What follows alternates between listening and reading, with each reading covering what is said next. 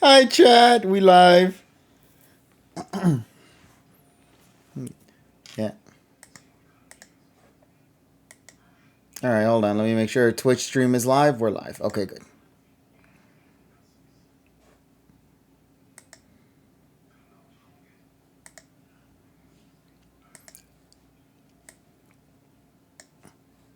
Nah, the internet sun thing also affected here too. Because when I tried streaming the episode of Journeys the other day, it was so hot that I guess the internet was also having issues too. So it kept like cutting frames every 10 seconds on stream. Even the people who were watching the episode were mentioning that the subtitles were like lagged behind as well. So it was rough. But thankfully the heat has subsided at least I think. And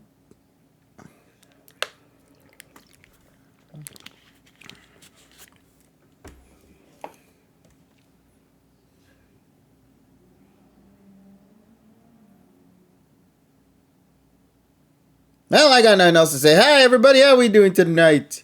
We are back again for another fun-filled session of the TriPod.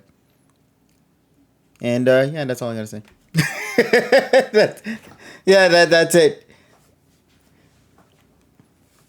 Oh man, I don't know how you're supposed to follow up in the discussion after the shenanigans we found ourselves in with OS, and then we have to start talking about the evolution of that with advanced generation, which I'm very excited to talk about here with y'all tonight.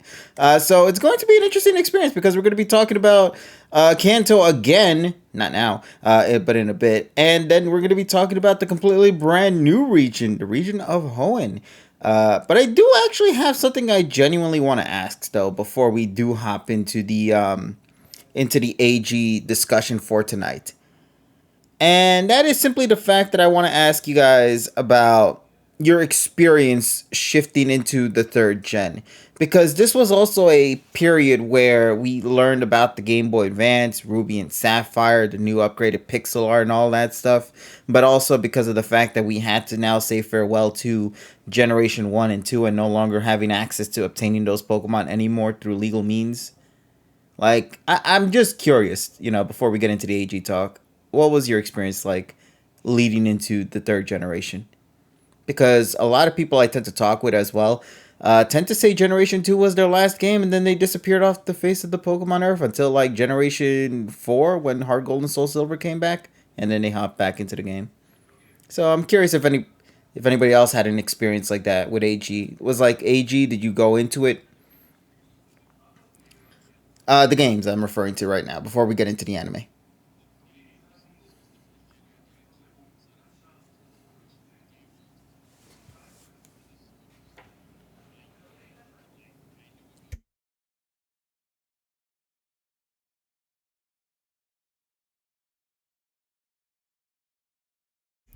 Yes.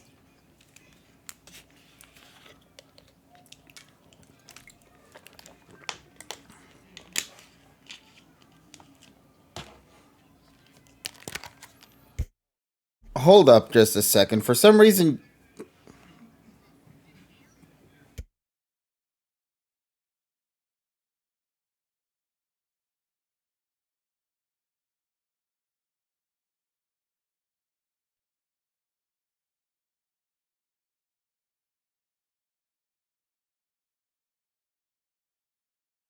like, dude, the way Zatch Bell ends, it kind of was like, okay, good, we don't have to do this anymore. Oh, fuck, never mind. Oh, There's a there two we at the go. end now.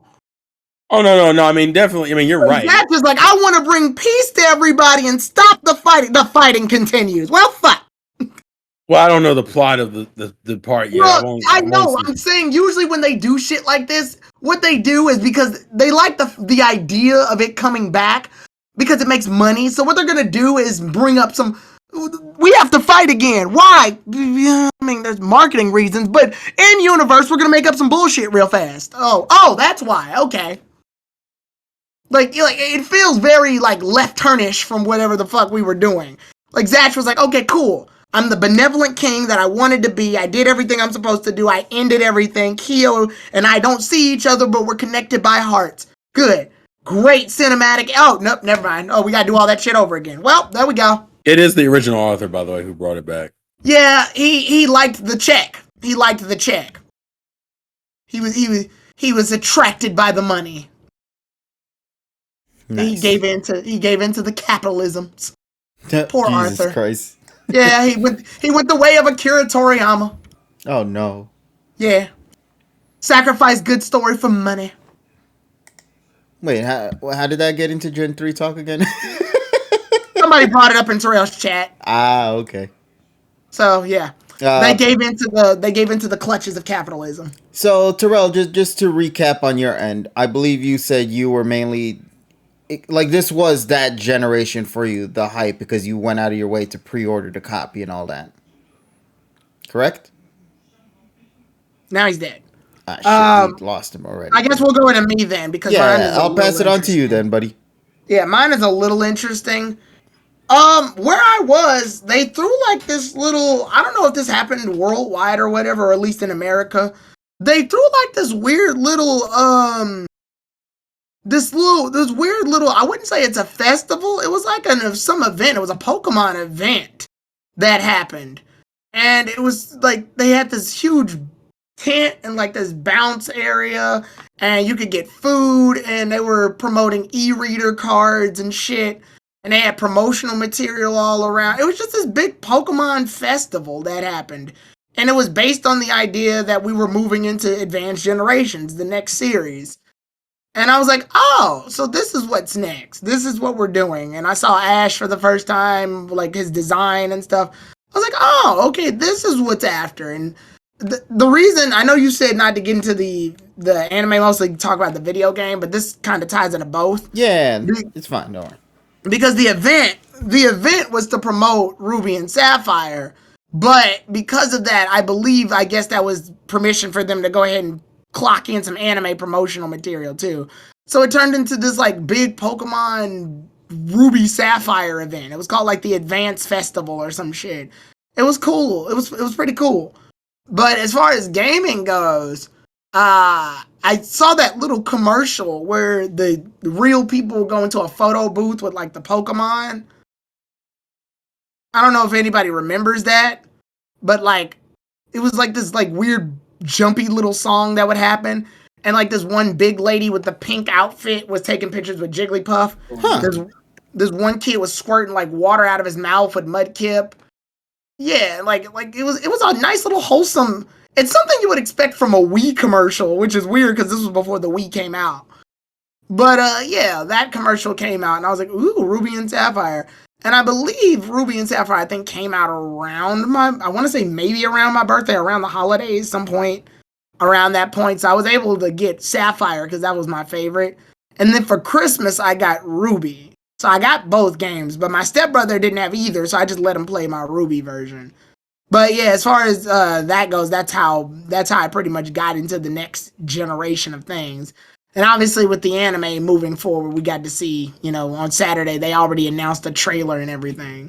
So that's pretty much like, to me, the whole not being able to play with your old mons again, the way they advertised everything, I didn't care.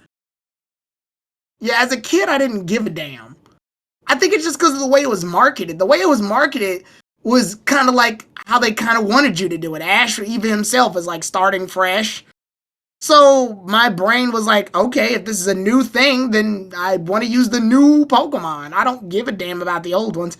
They're nice, but I would definitely like using the new ones. So I guess when we got that Dexit thing back then, it didn't matter to me. It never came up. I know this is in this day and age that would cause controversy, but back in the day, it didn't come up because it wasn't that important to me. Well, it didn't come up because because this was the first time it was done, and also this was also around the era where people were checking out. I don't know about you, but most of my friend group started checking out. Hoenn is the region people from my generation or y'all's or our generation started checking out of the series in general, especially the this anime. was what separates the Poke Boys from the Poke Men.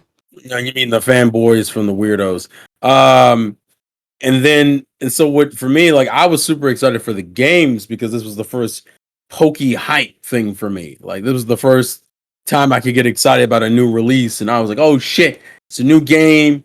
And they got the coin. I literally was freaking out and having and I was literally just geeking the fuck out.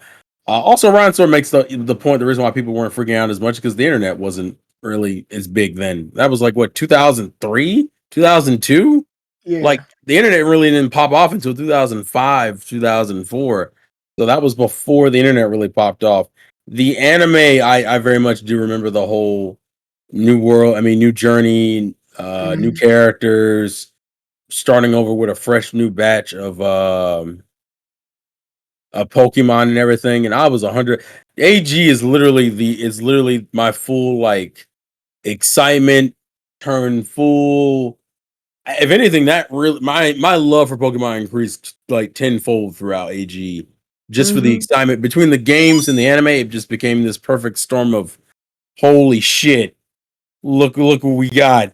Look at all these mons. Look at all these characters. Fuck, it's great. Ah, and then I was foaming at the mouth as a probably 9 or 10 year old. But Mm. yeah, Huh. That's nice though. Glad to see everyone had their own like unusual experience with the franchise. For me, the one thing I remember the most were the commercials. I remember it was like what with these like people, they were just there in the middle of the screen and then they just had a Pokemon with them and the Yeah, Pokemon the photo often booth. look like them. Yeah, the photo booth commercial. Yeah. Yeah, that one is my personal favorite. And I think there was like another one where it was like a bunch of kids traveling together or something like that. And Mhm. like about 100 new Pokemon or some shit like that. I don't remember, but the commercials were what sold me the most. But that was also because back then I didn't have that much access to like go anywhere or see anything. So it's just like whatever was on TV. If I watch it, I see it, and if I see it, I want it, and that's what it was, and that's how it was with Ruby and Sapphire. Unfortunately, that also, weirdly enough, that also was what introduced me to the Game Boy Advance because I thought the Mhm. Game Boy Color was going to handle. I was like thinking to myself, "Oh my god, how is this going to be working on the Game Boy?" And then I see that no, you need a Game Boy Advance to play that, and I'm like, "Oh." So it was I was a already, even as a kid, I was already kind of under the mindset that Pokemon game wise, whatever's on the portable is what's going to be on Pokemon. yeah. So when they announced the Game Boy Advance, I actually got the Game Boy Advance in Christmas before Ruby and Sapphire came out, which was good. That was good timing.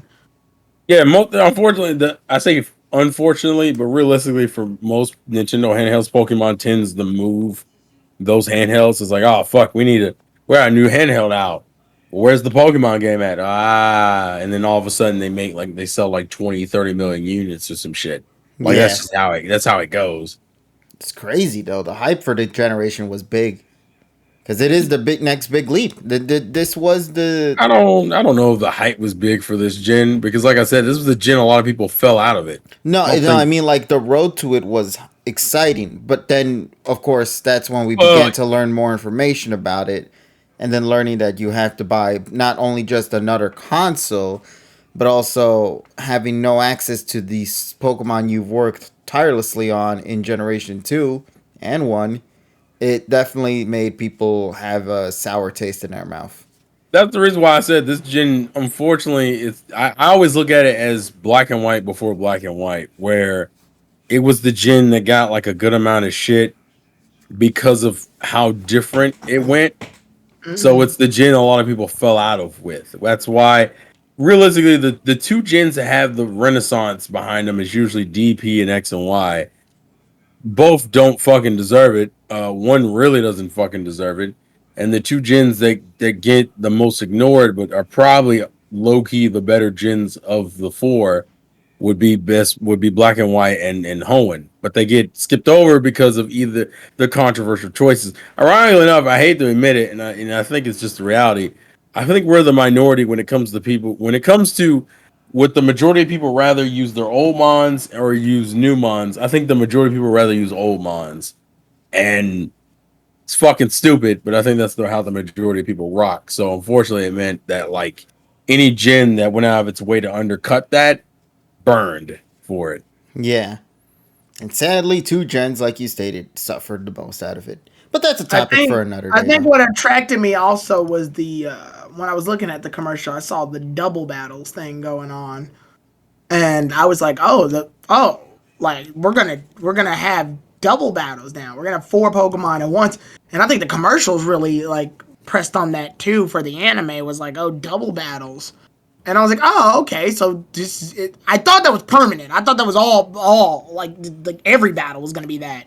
Hell, even in Um, the anime, like, what was the first thing you see? You see Astro 2 Pokeballs out into the yeah, field. he throws like Pikachu. I thought this was just a change of like. I will admit the anime side was kind of weaker at this point, like Terrell said. But as a video game fan, because I loved video games, I thought this was just how Pokemon was gonna be played now permanently.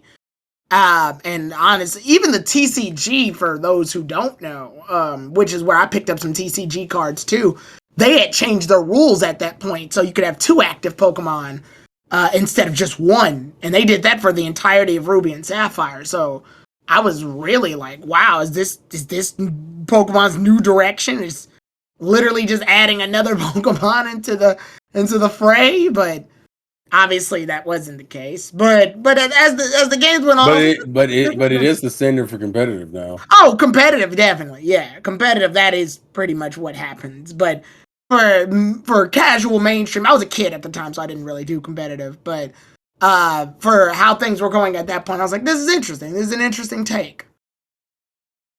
Now, the reason why I asked for these questions, and thank you two for answering, is because of the fact that I wanted to bring up the fact of change.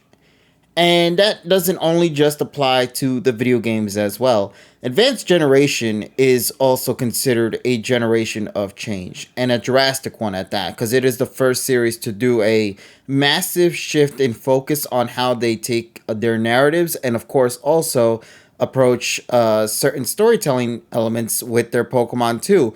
Now, OS as a whole, Kanto, Johto, and the Orange Islands, they had their get-go methods of like 3 companions working together, yada yada, and collecting badges. Kanto was definitely the one that kind of did its own thing. Orange Islands sort of slowly improved on the idea, but it was in a completely brand new world. And Johto, in a way, at least out of the 3 of them, refined that method of collecting badges, by actually making them genuine gym battles and all that stuff. And then the lead up to the rival fight with Gary. So, with all that being said, this is why I wanted to bring up your experiences with with the Advanced Saga and the Ruby and Sapphire, is because of the fact that this generation, Ash goes alone for the first time, at least at the beginning anyway, to Yeah, a completely brand new region. So before we get into Hoenn, though, we have to talk about the final episode of AG, or of not AG, of OG. OS, of the OG series, because there was one episode that remained, and that was the lead up to him, I believe, going to Hoenn. I think he was in a boat by himself at that point, wasn't he? Yeah. Yeah. And then at that moment, he confronts Team Rocket. A situation occurs, and then it ends off by saying, "Next time, a new adventure begins," or something like that.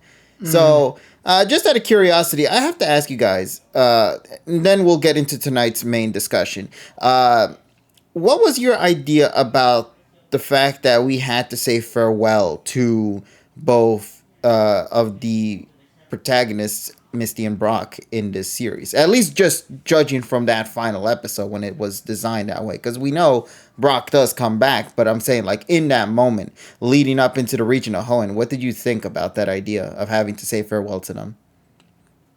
So, if anyone out of the two of you want to begin. It's I don't know. I mean, I thought that episode is really well done. Ironically enough, that episode is low key a Misty episode up until the end of it. Brock is kind of just there for a good chunk of it because Misty's the one who takes it harder than Brock does. I actually think that episode works better. I know you're talking about the episode after it, Yeah, but I I'm think also referring to just the fact that, we had to separate. So, the like, episode those 2 after it, episodes, I guess we should say. the episode after it doesn't really hit to me. It works as a transition episode, but I think the episode that has the most emotional impact is One it, prior.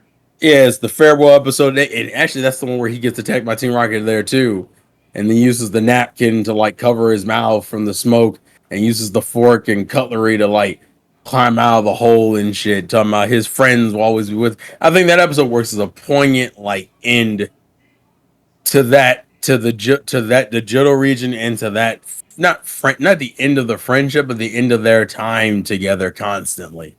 Yeah. Yeah, Um, I sure although hope that nothing fucks that up later. um, Ha ha unfor- ha. unfortunately, the dub. Well, I say the dub changes some of the lines, so the lines actually are probably more poignant in the dub than they are in the Japanese version because that was back when they were still implying a bunch of like shipping shit with Misty's lines a lot. Mm-hmm. So the lines we got, like where she goes ash catching, I now know how you feel about me, even though that was never a canon line, which makes her reappearance later make even less sense because they don't ever address it because it was never technically in the episode. Um, but Like, actually, to put it bluntly, Ash just sort of friend zoned her at that point. That's what I always thought. Even as a kid, I was like, oh, okay, I get it. I don't really count that as friends on it because that would imply there was romance to begin with. Uh, It's Pokemon. Like, how far do you think Ash is gonna go with this shit? Darn, your favorite region is X and Y. I don't hear shit about you and fucking romance in this shit That's when they series. openly decided to move forward with it. But at this point, as a kid, viewing it at the perspective as a kid, I knew damn well that they weren't gonna do anything with that. You knew as a child they weren't going to do anything with that. Is that what you're telling me? Yeah, that's obvious. What kind of child were you, sir? I'm just The whatever. child that knew what the fuck I was giving. Pokemon, dude. It's every time they had tried to do the boyfriend girlfriend thing, they would always blood. No, no, we're not. Like, I'm like, you're not ready to move forward. No, but see, you say that, but it's because you get to that final episode that it makes you think for just even a split second, bro, maybe this is gonna be the episode where they're actually gonna address Also, hey something. Zach. Hey Zach. Hey, how you doing? Yeah. Yeah, we got a lot of folks here tonight. That's great. Yeah, somebody put Galar Adventures said Veronica Taylor has bluntly admitted in the interviews that 4Kids crew were basically hardcore poke shippers, which is fine. But I knew they weren't gonna fucking have. As a kid, my brain was like, they're not gonna have them kiss. They're not gonna have them be in a fucking. They're not gonna be married or anything. It's Pokemon. They're not Well, getting that far. well, and Zach mentions it. He goes in the dub the Misty song section in that Yeah, episode. They changed some of the flashbacks to focus specifically on Ash and Misty Misty, exactly. instead of the trio. But like if you watch the Japanese version, you can tell it was more meant to be a The friendship trio. thing. Yeah. Yeah. So like I think that episode probably works the best of the two. The second episode is more of a transition. It didn't really bother me they were gone because the biggest issue in Johto, Kanto, and Orange Islands is that the, they don't fucking do anything. Misty and Brock don't do shit. Like the only reason why you felt bad is because because you knew the dynamic had to change. But like in terms of me feeling, oh no, I don't get the occasional Psyduck joke or Togepi being a baby and Pikachu having to be a caring big brother and watch over it while it gets into a bunch of fucking trouble. Oh no, I don't get to see Brock flirt with a girl every 5 minutes. Oh, how I hated, even though that joke was running its course in Kanto. God damn it, I hate that stupid fucking joke. Uh-oh. It's just it wasn't I wasn't as angry about it then as I am now, but still, it was getting old then. Remember, that was like Yeah. over 100 episodes of that shit we were already seeing. So the transition episode, I think I was probably more excited about because I was like, all right, are we gonna do? I kind of wish they had Ash by himself for a little longer. Seeing Ash by himself do things is probably more to me would have been more entertaining to some extent. But I'll let Tyrone go if there's anything else he wants to add. Honestly, to me, it was probably the most interesting to see. It was because like he's been around Misty and Brock mode for pretty much the whole way up to this point. So I was really like, okay, who's I'm as a kid, I'm looking going, okay, who's gonna take their spot? Because part of me did want, like, was much like Terrell and wanted to see Ash take on some stuff by himself. But another part of me knows that, okay, we gotta have a girl, though. We gotta have a girl. And then for the guy, I'm like, there's gotta be a guy. If we add a girl, we gotta have another guy to balance to, like, do the trio thing again. Oh, my brain even thought of the possibility of two girls, but now I'm like, that won't work. That won't work. They'll never Yeah. do that. Well, because unfortunately the demographic is mostly boys, so they gotta put in that number. But which I think would be interesting. They did that for a brief little time in X and Y. They had Ash with just Serena and Bonnie for a little bit. But here, I was like, what if they have an older woman and a younger boy or something? I was like, what's gonna happen next? Like who's Ash gonna be with next? And this is before we got proper promotional like material on what was coming next. So I was legitimately interested in how this was gonna go. I think the problem, obviously, to me, is the thing that you all know is gonna come soon, which I'm sure we'll talk about soon. But for the most part, I was interested. It got me more, weirdly enough, for some people that left the anime because Misty and Brock were gone. To me, it weirdly got me more interested because I was just like, oh, okay, well then who's Ash gonna be with now? Not only just that, the Pokemon, Ash's team, he Yeah, went he back to starts from zero, zero. Yeah. which is insane to me. This was the first moment when this change Now, I now will occurred. say, even to this day, when he does, well, I guess to this day, it's kind of awkward because Pikachu. And as a kid, I'm like, dude, you still have Pikachu, and that thing's been through like tons of fights. And now you're here in Journeys, and you're like, that Pikachu's still been through a lot of fights. What the fuck is he still doing here? And how is he Yeah. this? So saying when he says that, it's like it's a halfway true thing because it's like, okay, yeah, you got rid of all your Pokemon, but you kept the one that you had the longest. So is this really starting over, or are you just starting New with a game level plus. 100? Yeah, you starting with a level 100 Pikachu. Which this was back in the time we still thought levels kind of existed in the anime. That's why I thought that whole gimmick of its energy getting drained at the final episode was Yeah, their way of resetting Pikachu at first. right, definitely, yeah, At least it was to me. I don't know if anyone else yeah. felt that way. And I think this is one of the I didn't take Pikachu's it been like that, but I mean, I Pikachu's can see it, Pikachu's been hypnotized before to attack Ash. That shit's been done more than once at this point. So and it this time won't be I the looked at it, last time. definitely not. And I looked at it this time and I was like, I hope it doesn't happen again. And it happens again. Jesus. So, okay. Well, first off, thanks for responding to that. Yeah. Now that we got the finale of OS out of the way and also discussing just the transitional phase of that moment to AG, let's begin our actual topic for the Advanced Generation series. Why don't we then? So here's Yeah. the thing, though, and this is something that we're gonna, let the chat know for a bit. This discussion is going to be focused on Advanced Generation and in its entirety because we're going to be having two discussions for this, given that there are technically two regions to talk about in this story for tonight, compared to other series moving forward. We have the region of Hoenn, and of course, we also have the region of Kanto once again, focusing on the world of the Battle Frontier arc, which that will be discussed later.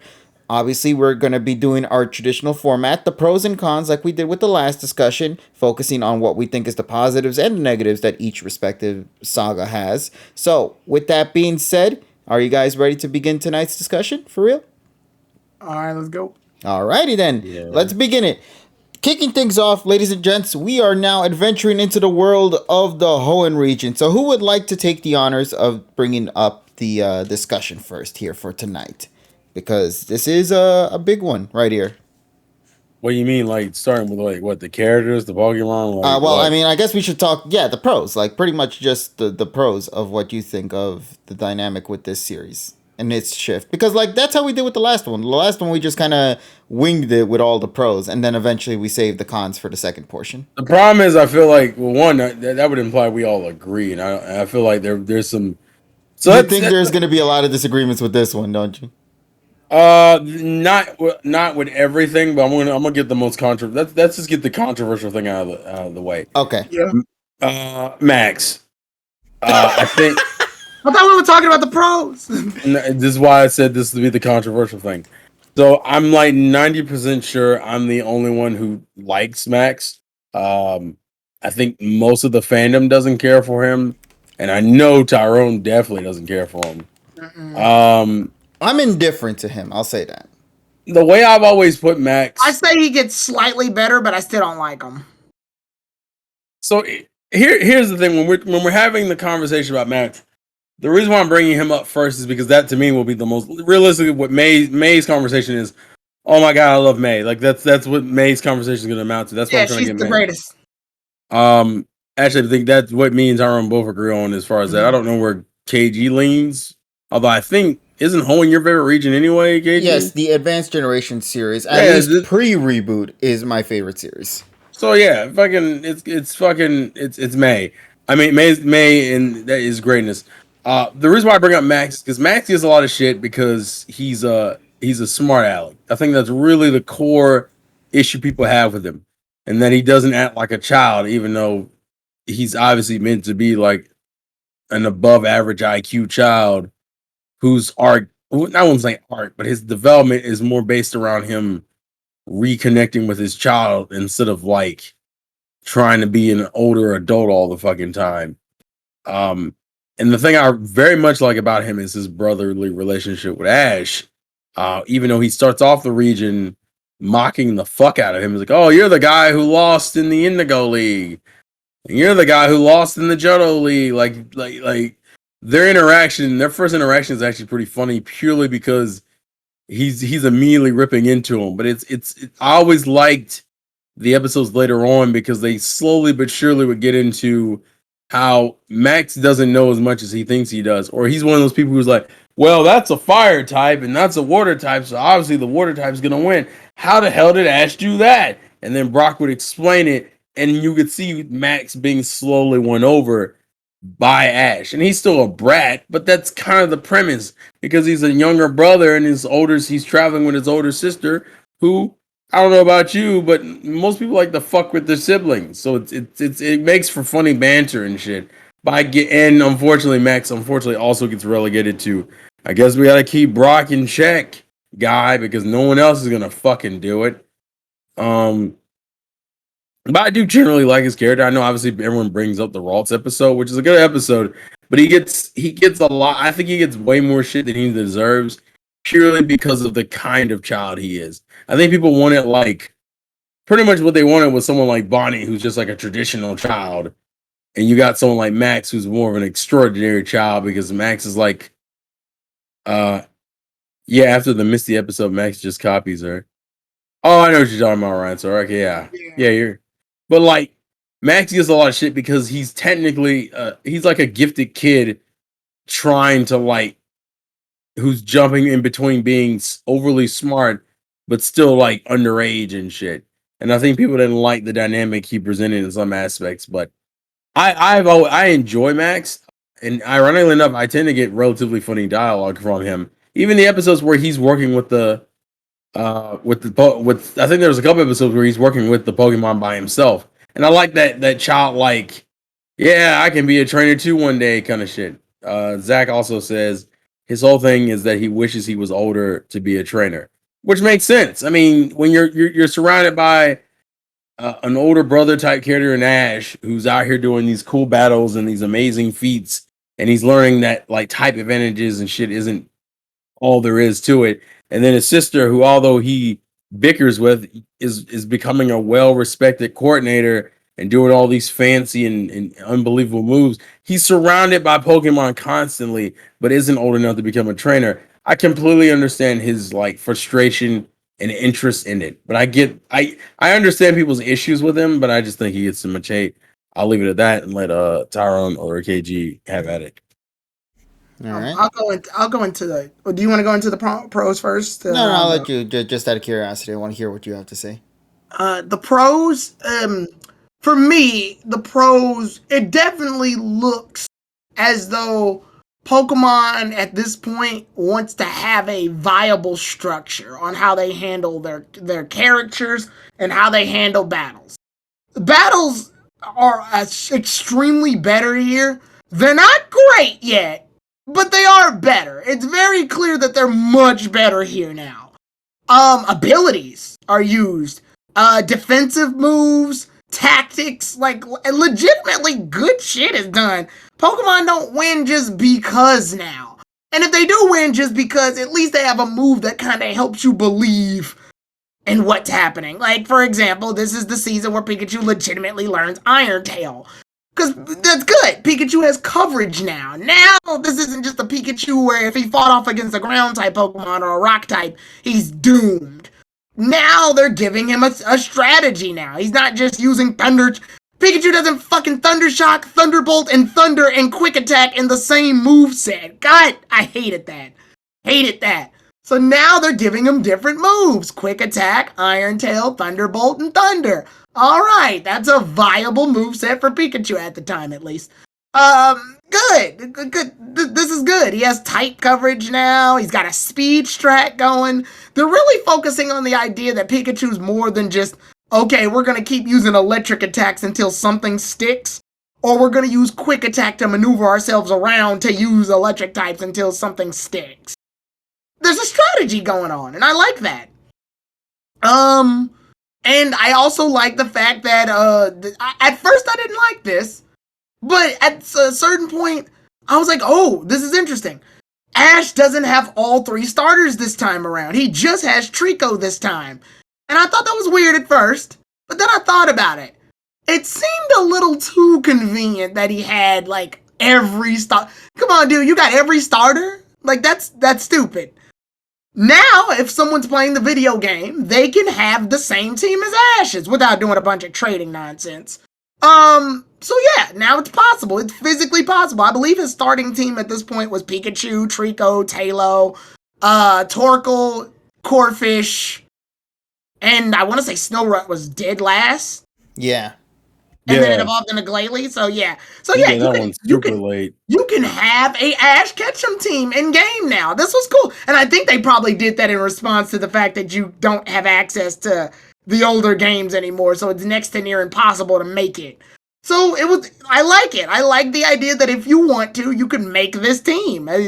Like, it felt real. It felt like they were actually giving Ash. It very much felt like the video game world and the anime world weren't so foreign this time around. They felt like they were a little bit more connected. They're actually going to real cities. There were still some made up cities for May's sake, for contest and shit. But now we've got like the Pokénav showing where they are, how many badges they've got, Pokemon using abilities, defensive strategies, battle strategies. You could see that they're really with this now. It feels like they're more committed. And then, am I allowed to talk about May yet, or are we saving her? I think we're gonna save her because I think we're all gonna start being. Yeah, she's my favorite part of the series. So, okay. Yeah. But yeah, and I guess let's see. Is there any other pros? I do like that they're finally starting to give Ash the idea. I like the idea that Ash here now is competent enough to teach May, and he's also competent enough to be a good battler without everybody pressing down on his neck what he's supposed to do. I say partially because there's a con, and I haven't brought him up yet. But yeah, for the most part, I like the fact that Ash is a legitimately better battler now. In Johto, he was better, but here it's very clear that he can hold his own without, like, many people talking to him to tell him what to do next or make suggestions. Like, we don't get our Brock Misty telling him shit anymore. He can hold his own in a fight now. Yeah. So yeah, I like that too. But I think that's most of the pros that I got going on. Oh, and the music, I guess. The music is a really good pro. For both the English and the Japanese side. Yeah, definitely. But we'll get to the Japanese side in a minute. Let me share my pros real quick. One of the things I love about this generation is the change in formula. This series takes a massive shift when it comes to storytelling because compared to the original series, which mainly focused on Ash and then had his 2 companions to the side, there are kind of 2 stories being told in this series this time around. The story of Ash and the story of May, which ends up being something that they then proceed to do with future characters moving forward, which is a really nice touch. I love that.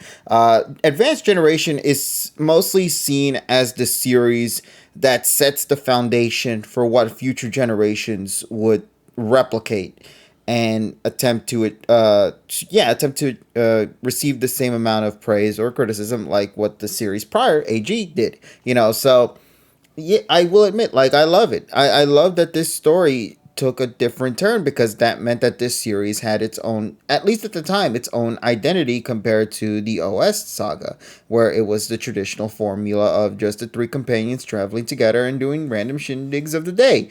Here, it's like, no, there's a story now. We're gonna one day focus on Ash. We're gonna one day focus on May, and maybe eventually we'll focus on one of Ash's Pokemon or May's Pokemon or Max or something like that.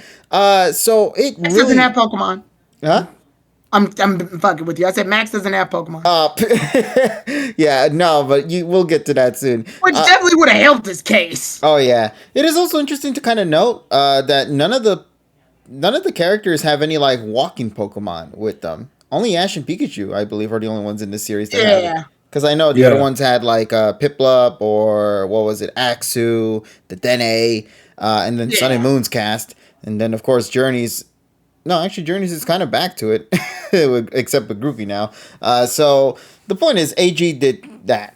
And this series did introduce a lot more different things as well. For example, Ash has a change in design as well in this series too. It's not necessarily a pro, but it is. It's different. It's definitely different. Exactly. He looks older. Yeah, he looks like he matured up, which is a great thing to actually see unfold in Advanced Generation at the start. Most people really praise the beginning of the saga because of just how it took that shift to get to that point, from OS to Hoenn. So I really do like Looking that. back, this is not my favorite outfit, but I do see how he looks older because darker clothes tend to make characters look older. Really, I prefer this. This is like one of I'm not sure what the hell it's trying to do. It's a hoodie, but he doesn't use the hood. He's got the hat on still. This is half a Pokeball. How do you even take this thing off? I think if we're talking pre-reboot, this is my favorite Ash design. Yeah, I enjoy it. I like the use of reds, greens, and blues, and I'm guessing because Ruby, Sapphire, and Emerald. But outside of that, this jacket confuses the fuck out of me. You mean the hoodie? Yeah, the hoodie with the one button, but the button doesn't do anything. We need something there, damn it, to replace the zipper. It's weird, yeah. But yeah, just to finish things up, another pro I like, the Pokemon. The Pokemon shift is big. Tyrone, as you mentioned before, because of the fact that we now changed from 3 starters to 1, this opens up a lot more doors for more Pokemon to come in and take front and center, which is a great thing because of the fact that, we have Pokemon that are ones that even till now I can say is so odd to me. A Corphish, a Snorunt, a Tailo that evolves into a Swellow, a Trico, Pikachu, just to name a few. Torkoal is another unique mon there too. Like it's such a unique cast. Like you wouldn't think that this would be. I would say Tailo. In my brain, Tailo fits. Tailo fit. Yeah, because it's the regional bird. Not even just that. It was also blue and white and red and yellow, Ash colors. Yeah, maybe that's why it's so loved so much. Yeah, that was Ash colors. Yeah, so that's what I love about his team in this one. His team is so bizarre to me, but it's because of that you really start questioning, like, okay, with such an unusual team you got going on here instead. Like, when you think of, like, DP, like, Ash's DP mods, those feel like Pokemon you would have in your party. If you were to play the game for the first time. Or, unfortunately, DP, everybody has the same Pokemon in DP. Yeah, but, like, here, it's such a bizarre one, and I love it because of it. So, yeah, AG has that going for it. And also, if we go more deeper into the Pokemon discussion, oh, God, the Pokemon development in this is substantially better than a lot of the ones that were in generations prior. But we'll get to that. Will say it made me sad though. I wanted Ash to have Mudkip. Mudkip's my favorite of the Hoenn starters, so I wanted him to have it, but it wound up going to freaking Brock, and I was like, no, that means you won't do anything for most of the show. I will say though, I was a big fan of Torchic, so I was hoping he would get a Blaziken, and I was thinking that would have been dope that would have been cool. Also, considering that he lost to the dude who had Blaziken. Yeah, right, like a successor kind of thing going on for it. Yeah. But I also wasn't a big fan of Trico at the time. I will say this series did really? I liked Trico. Yeah, for me, I wasn't. It's funny because Trico was the bond I picked in the games. Really? Oh, you want to know what? Yeah, KG, I'm right up there with you. The anime made Trico a Exact. million times cool. Wow, y'all disrespectful as Hey, fuck, bro. listen, man. Well, no, see, from the base in the video game, you just get his sprite, but in the anime, you get this cool little like stick he's holding in his mouth. He does like the cool movement. You get an active Trico, which hits different. Exactly. And when it gets into a septile, it just makes that even better. I mean, that's why people also love some other mons from future generations when we get to those discussions, that Ash has in possession. Like Crocodile, for example. I never cared much about him on BW until he owned it. And then I'm like, holy shit, what a badass that thing is. So this is just another one of those Pokemon. So yeah, uniqueness and diversity when it comes to the cast of Pokemon that he has in his disposal in this generation is wonderful to me. So yeah, those are my two positives, at least for what we're talking about right now, for like the little details.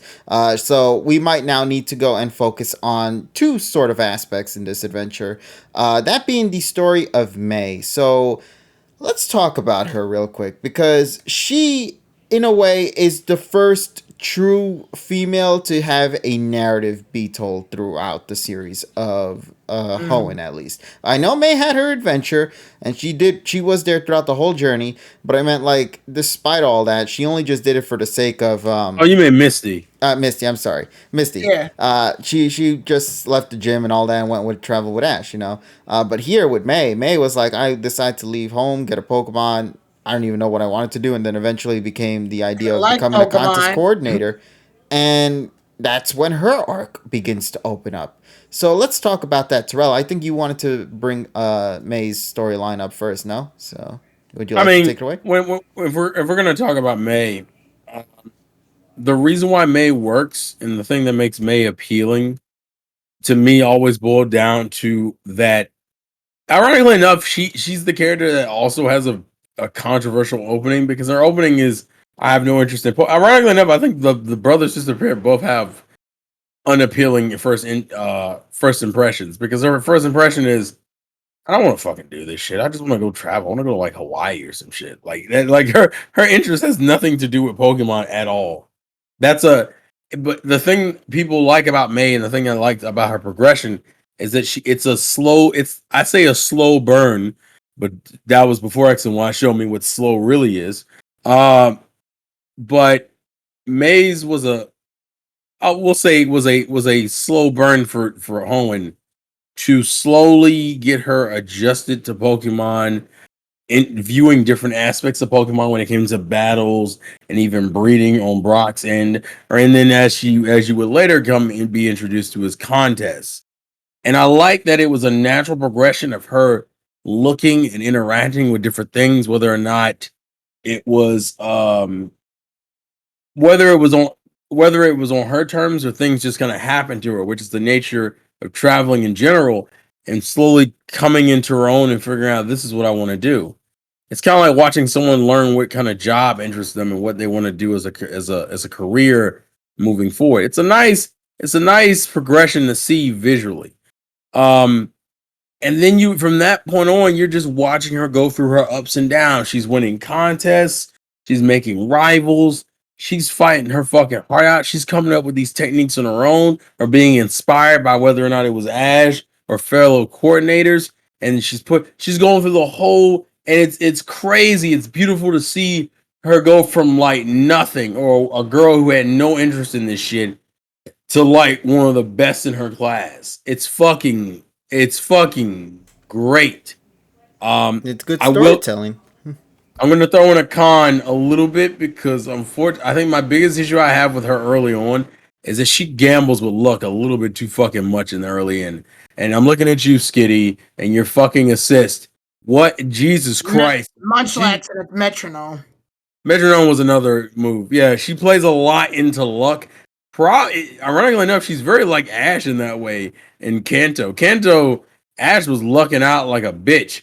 It feels like Maeve carries a lot of that energy early Hoenn for a while, where she's just gambling with moves a lot. And I think with Skitty, it only comes up a lot because Skitty was getting away with shit it had no business getting away with just because things kind of worked out into his favor.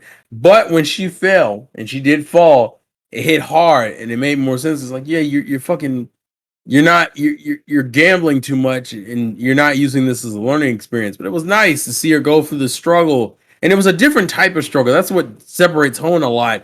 Is that Hoenn was the first region to give you a different type of struggle for the female character. It wasn't all fuck I can't beat Roxanne or all fuck Norman just hits too hard like a truck. It was like, hey, you can't keep approaching these battles. I mean, you can't approach contests this way. You got to come up with something unique because your opponents are getting better. It was just this smooth progression, and it kept building and building the crescendo. And although she didn't win like the grand festival and shit, she fought her fucking heart out and beat the brakes out of Drew, and that's all that fucking mattered to me. Which Drew also gets some points because he was a really good rival. Harley, in a lot of ways, to me, is just kind of there. He does what he needs to do, but Drew is literally is what helps her a lot. Having a rival can easily push the main character, which it goes into another con, which is more than I can say for Ash. But I think Ash's role here was very different for Hoenn. I think he was meant to be the mentor, not the mentee. That's why they didn't worry as much about him having a rival, except the one they shoehorn in towards the end of. I was gonna say, I still think a rival would have helped him though. Oh no, no, not a rival, at least just a recurring character. Oh no, definitely. It's definitely still a con for me, but like, I get that they just didn't. They prioritized May over it. I guess the way I looked at it. But I'll let you guys go because I kind of went a while. With me, yeah, go Todd. With May, like honestly, Terrell touched on most of it. I honestly thought that she had a great opening. Saying that she doesn't like Pokemon, again, this may just be because I was a weird kid, but when I heard that, it got my gears turning. And I'm like, what are they going to do with that? What are they going to do with somebody saying they don't even like Pokemon? How does that even work? How do you say you don't like Pokemon in a Pokemon world? An anime, exactly. And obviously there's a movie that actually covers that too. But weirdly enough, an AG movie. But here, we get to see May go through it. And I love her beginning just because it's silly. We get like we still get the video game opening with Professor Birch getting chased by a Pokemon, but May is doing it, which I'm so glad. I thought they would have put Ash in that situation, but they don't. They put it because Ash would have immediately knew what to do. May doesn't, and it's perfect. It really builds on the idea that we're dealing with somebody who doesn't know what the hell they're doing. So, like Professor Birch even says, he's like, tell Mudkip to use water gun. She goes, use water gun, and then gets sprayed in the face. I'm like, this is good. I like this. This is great to have somebody who's a complete airhead for a second, because it means that if they're gonna get her to go, then I want to see where that takes us. So we get that. We get that, like, whenever they bring up gym fights, I hear like Max and Ash bring up like, what are you gonna do for the gym fight? And May's like, and then she like sort of sidesteps that whole conversation. And you can see her slowly getting in the contest and stuff by watching Drew do it, and like this one girl with a Beautifly do it. You can definitely see there's some interest. Now, I like Drew, but I feel like Drew's job was basically Gary the Hoenn version for May. Man, I think he's better than Gary. Well, yeah, but I'm saying like as a kid, my view of him was, oh, this is the person that gets her riled up so she can do better. Like, no, I get that. I'm saying, yeah, the template's there, and yeah, it's looking back, he's better. But as a kid looking at it, I'm like, oh, okay, I see what he's supposed to do. He's supposed to be this. Harley was a whole different case for me. To me, Harley, I wouldn't say he's better. As a rival, as a rival studio, yes, I think Drew's better than Gary. Yeah, I want to say like Harley's job was different. He wasn't meant to be on par with May in terms of skill. I think Harley's job was mainly to get in her head, was to get into May's head, because these are contests.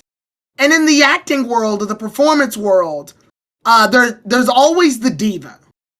And the diva's job is to get everybody else like acting a certain way, whether it be mad, depressed, anxious, self-conscious. And it always felt like that was Harley's role. Drew never really does that. Drew makes May competitively ready.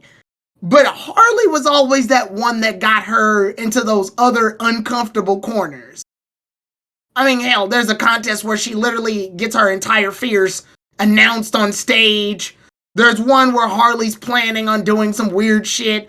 There's one where he dresses up as May to psych her out. Like, he's always up to something. And I always felt that was important too. So I feel like the two kind of needed each other as rivals for May. Well, the whole point is that he's inherently toxic by premise. Like his whole Exactly. He's the diva. And the diva always, like, even from sight, it's very clear May is just a newbie. So there's no reason Harley should even be concerned about her. But the reason that he is because something about her gets under his skin, so he has to retort. And she wants to put her, I keep saying she, sorry, Harley's a he. Harley wants to put May in her place. But it winds up having the reverse effect. And ends up making her stronger. Yeah, the idea is that, like, oh, I'm just gonna fuck with this random trainer, and it just happened to be fucking May the first time, and he chose the wrong one. Yeah, and she beat his ass, and he was like, "Oh hell no, I was just fucking with you before. You gonna make me actually have to try." And Harley's a decent opponent, but May lit his ass up a couple of times. And he's in all respects, he's kind of weak as hell if you look at it in the grand scheme. He kind of sucks. He's not bad as an overall trainer. He's bad in the context of the comparing him to Drew and fucking May. Like he doesn't like of the trio, he is the weakest link. Yeah, I think they tried to make a Jesse 2.0 and then put Jesse in the contest too, which made things extra awkward. It made Jesse feel like an unnecessary extra step. Well, we already have our diva. So what do we need our other diva for? Yeah, I think they only put Jesse in. Yeah, I think they put Jesse in mostly because we couldn't see Jesse not doing this. She's done similar things, so why wouldn't she compete in these? But Harley, like as a rival, I feel like Harley's role was a bit different. May, on the other hand, though, I really like that even before she was like married to the idea of contest, I like the May's Expedition series situation where she started a vlog. She started a vlog before vlogs were a thing. Or what would it be? Would it be a vlog? She filmed. She pretended she filmed herself. She was basically doing. You mean like a documentary? Yeah, she was doing like Twitch docs before Twitch docs existed. What up, YouTube? It's your girl May. Like she was doing that basically. Oh, the expedition thing. The May's Expedition. Yeah, and I like that. It added a layer of character to her that made her not just, oh, I'm the girl.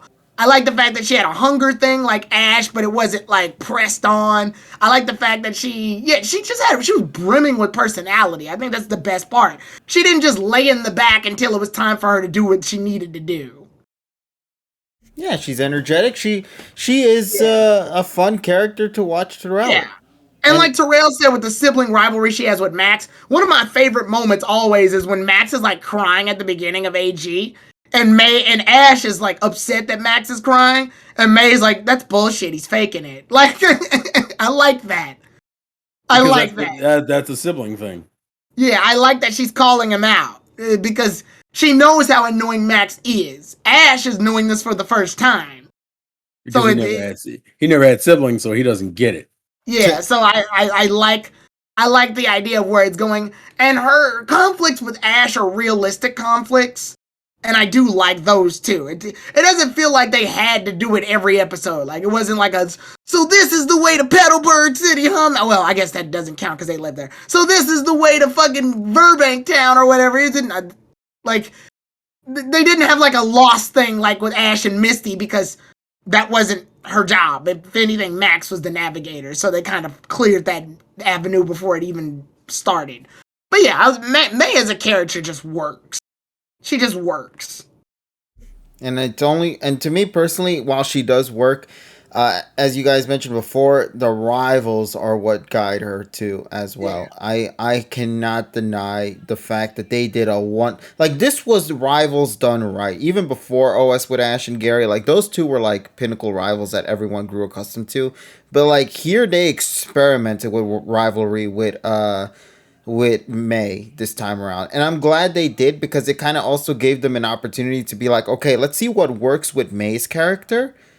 And then maybe we'll implement those ideas into the next gen with Ash, which they kind of do. We'll get to that when we get to DP. But May We don't talk has about Solo Dad. Fuck Solo Dad. oh shit. But yeah, so Damn, I as actually like Soledad. I agree with you guys though. May is a fun character. So yeah. She's just energetic. She's just playful.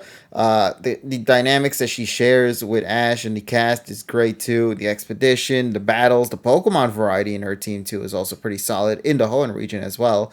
But there will be a con for that when we get to that. And yeah, I feel like you two said it best. I will admit though, if there's one thing I can bring up, I did like the beginning of the series when it was just Ash and May, because it was more so just seeing a duo for a moment. So to see more of All May, that, and also seeing Ash in the teacher role. This is how yeah, you catch a Pokemon.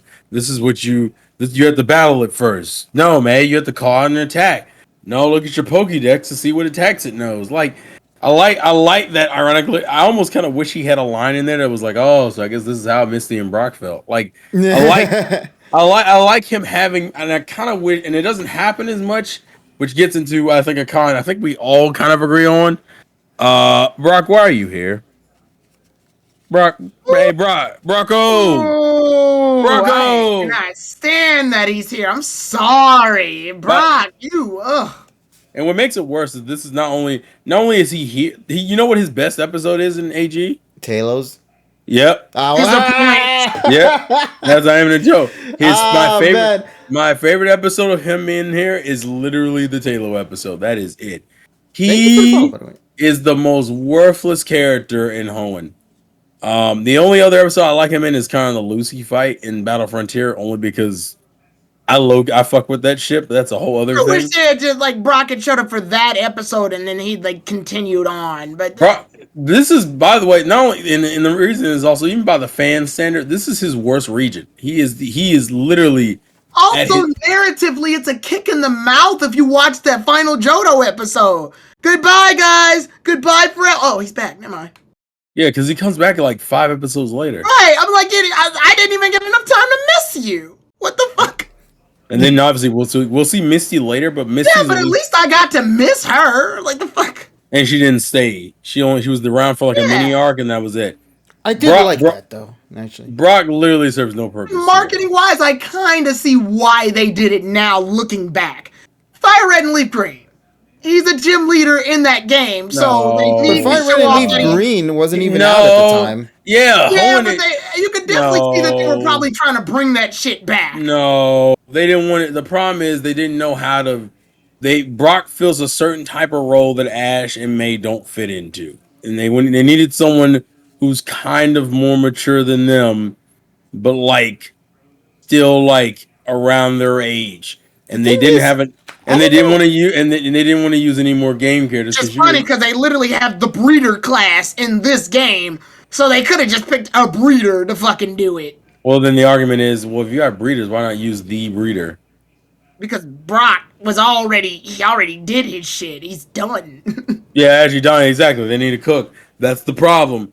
I think it would have been more interesting to see them rough it. But the problem is, you need someone to reel in Ash, and I think that was Brock's role. The problem is, it didn't come up enough to justify Brock being there the whole time. But that's the issue with a series of characters constantly traveling. A character, you have to have all that character or rare of that character. And that they had to make a decision and say, fuck it, we'll just have Brock around the whole time. Yeah. And because of that, he only gets a couple episodes really that are mean anything. And even the ones I remember, half of them are the Monzi catches, and the other half are it's the Battle Frontier and his I introduction think he episode. has like Fortress, Marshtomp, Bonsley, Ludicolo. and Ludicolo. That's his team. It's true. Weird. Which was weird for a rock gym leader. He had 2 water types. Weird. No rock cider. No rock Well, cider. Bonsly, I guess. Bonsai, but he got But Bonsai. that's Bonsai after late. Hoenn, though. He got it late Hoenn. I think what they were trying to do also, and I guess they were probably assuming people watched that damn Chronicles episode with his mother. His mother likes water types, which makes no damn sense. But yeah, I Makes guess sense. they were probably trying to glue into that. I say it makes no sense because Kanto already has the water echelon family, Misty and her sisters. No, So but that this doesn't mean woman it. just feels like an outsider at this point. I wouldn't say. I mean, I think the wife is allowed. I think that's an interesting concept that your son has a certain type of gym, but you don't fuck with that type personally. Like I think it makes for a fun dynamic, and I do like the episode we get. Actually, no, I'm lying. That's my favorite Brock episode. It's represented by the fact that he has Mudkip, which is a water ground type. So it's like it's a marriage between both. Well, that reminds me that episode where he and Ash fights his parents for the gym back. That's my favorite Brock episode. That's in BF though, no? But yeah, but it's still it's still a Hoenn fight. As my whole point. Yeah, it's in the AG era. Yeah, it's in AG era. Isn't it? Yeah, that's his best episode, mainly because the episode is focusing on him, and it's a decent filler I fuck with. But yeah, this man has no purpose. I had to deal with his fucking joke again. God fucking damn it, I hate that fucking joke. And I guess I don't know if I call it a con. I don't. How do you feel about Team Rocket in this region? They are wearing out their welcome. Yeah. And sadly, it ain't gonna be the only time we're gonna say that. Well, okay, hold on. Actually, they get one last hurrah episode that I like, and that's Poached Ego. That's like the only one. Is it the Arbok and Weezing episode? Yeah, Poached Ego is Arbok and Weezing. So the very beginning of AG. Correct. Like Brock. Yes. Yeah. The only thing that gets kind of interesting later is the Jesse contest stuff, but honestly, James has a Chimeco situation. But that's also Battle Frontier stuff. Yeah. Like, and the problem I have with the Jesse stuff in this region is that as much as I don't like DP, it gets better in DP. Like if you want to talk about the Jesse coordinator shit, her best iteration of that is in DP. It's not in Hoenn. In Hoenn, she's just testing out the waters. In DP, she genuinely gets good, or at least like competent. To where it's like, and X and Y, she's at her best. That's her best contest right there. She fucks shit up, and she's actually legitimately good in that one. Well, but she's legitimately good in DP though. In DP, she's good, but she's still resorting to using like the other people's Pokemon and. Yeah, but I think she goes her own route on that one. But I also think it shows off her ability to command. I always like that. Yeah, that's nice. That's nice. But even people who like AG and DP agree Jessie's best stuff is in XY in terms of contests. She's her best there. Other people comment on how good she is there. Not contest. What the fuck is it called in X and Y? Showcase. Yeah. Yeah, the Tripocolon or whatever it's called. Lazy fucking concept. But yeah, we'll get to that soon. I was already burned out with that shit in DP, so God knows when we hit it in X and Y. They're different. One's like a dog show, the other one's like a beauty pageant. So that's the difference. Now, I want to bring something up with Team Rocket because now the more I think about it, the more I think I understand why Team Rocket felt a little indifferent to me this time around. I feel like they weren't as crazy as they were with the script on Team Rocket's side. Like they were with OS and even Johto to an extent. To be fair, they kind of started toning down Pokemon in this era anyway. Yeah. Team Rocket was way more apparent than it was in Ash. Ash, it doesn't get really apparent until like fucking DP. Yeah. And actually, I think the worst it gets is actually probably Sun and Moon. I think is the worst he gets. Because I can't. And DP, he's still doing things, but he's toned down in DP. He's toned down in Best Wishes. He's toned down in X and Y. Sun and Moon, he felt borderline like, oh, this isn't even fucking Ash anymore. And then Journeys, we're not even going to talk about. That's a fucking travesty. There's a reason for that. We'll get to that soon. But Team Rocket, I won't put this in context. Team Rocket doesn't get better for me personally. Team Rocket is consistently bad until Best Wishes, and it's only good in the beginning of Best Wishes, beginning to middle of Best Wishes. I'll probably say 2/3 of Best Wishes. It's fine, and then the latter half, I gotta go back to the same bullshit again. There's some episodes of Team Rocket with the others that I like the male versus female episode, which I like that one a lot. I don't Yeah, care if it causes controversy. I like that episode. it only causes controversy because James said some shit about sending women back to the Stone Ages, and I was like, Yeah. where the hell's that frying pan so she can beat me some eggs? Women say the Jesse and May say some shit too, though. Like, I think the problem is that most people usually axe out when women say fucked up shit to men. They're mostly laser focused on when James says that Silly line. girl, sexism's for men. Yeah, pretty much. It's a double standard. But no, Jesse says some fucked up shit too. I think people just axe it out. But yeah, that's my favorite. Like, Team Rocket is a part of the episode. The other one I liked was the one where I think it was, what was it, May and Meowth? They went back in time or something. Oh, Yeah, that one. That's Battle Frontier. That episode's Yeah, we'll real get to good that for too, no though. reason. Yeah, that episode's but extremely good. I guess the last thing to touch on is Ash's team Mm-hmm. because we mentioned that it's a weird team, and it definitely is a weird team. Let's start off with something simple. Who's your favorite Mon in his Hoenn team? And we're talking Swallow. about up. Oh shit! Okay, go ahead, Tyrone. Shit, Right? I was gonna let you go ahead. Oh, look, you saying who's my favorite one on this team? Yeah. Yeah, on his Hoenn team, who's your favorite Pokemon of Ash's? Ah, shit, it's a Yeah, tie for me, I between. have Swallow. What about you? Yeah, I was gonna say it's a tie between either Swellow or Sceptile. Yeah, I do like Corfish though. Corfish is pretty cool. I Oh, think yeah. man, I like Corfish, but the problem is Corfish. They don't give him enough battles. Fuck. It's They, specifically I in don't think that. home. I don't think that's true. I think he gets the a only lot of no, fight. the ones I think it's not even that they don't give him enough battles. They give Sceptile and Swellow the better battles. Corfish gets good battles, like the one against Tucker, obviously, because that's my favorite battle in the series. But in the Advanced Generation series, I think if I had to choose, you know what? Fuck it, I'm sticking with Corfish. I like him. All Weird right. little, weird little crustacean. I feel like Corfish is the Kingler that could have been. Like what Yes, Kingler should have yes, been. 100% Yeah, true. I feel like that's what they were like. What if we actually had Ash keep Kingler and use him consistently? That's what Corfish is. I think they're two different styles of crab. Well, yeah, I'm saying like the idea is solid. It's a crustacean. He winds up fighting off against like really strong opponents. He holds his own. They were probably in love with the idea of Ash having a crustacean, but they weren't married to it back then. Now they're like, let's try it. Fuck it. So if we're gonna do it separate, I'll separate it by two things. I'll separate between personality and battles. Personality, it's probably Corfish. Corfish is ironically not the most like Ash, like personality wise. He's a fucking hothead. Yes. He has a tendency of throwing hands.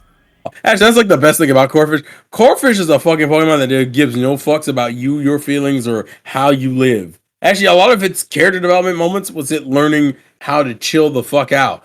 But this man was all about if you fucking touch me, or if you put your if you act like you about to box, wow, he's out. You're going to sleep. You're going to sleep, man. So personality wise, Corfish. Battle wise, Sceptile. The only reason why I don't personality wise I like Sceptile, but man, the worst thing, and this is another Battle Frontier related thing.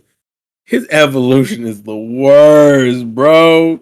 That is the goofiest shit I've ever seen for his evolution. Which, if those who don't remember, it's the Tropius episode.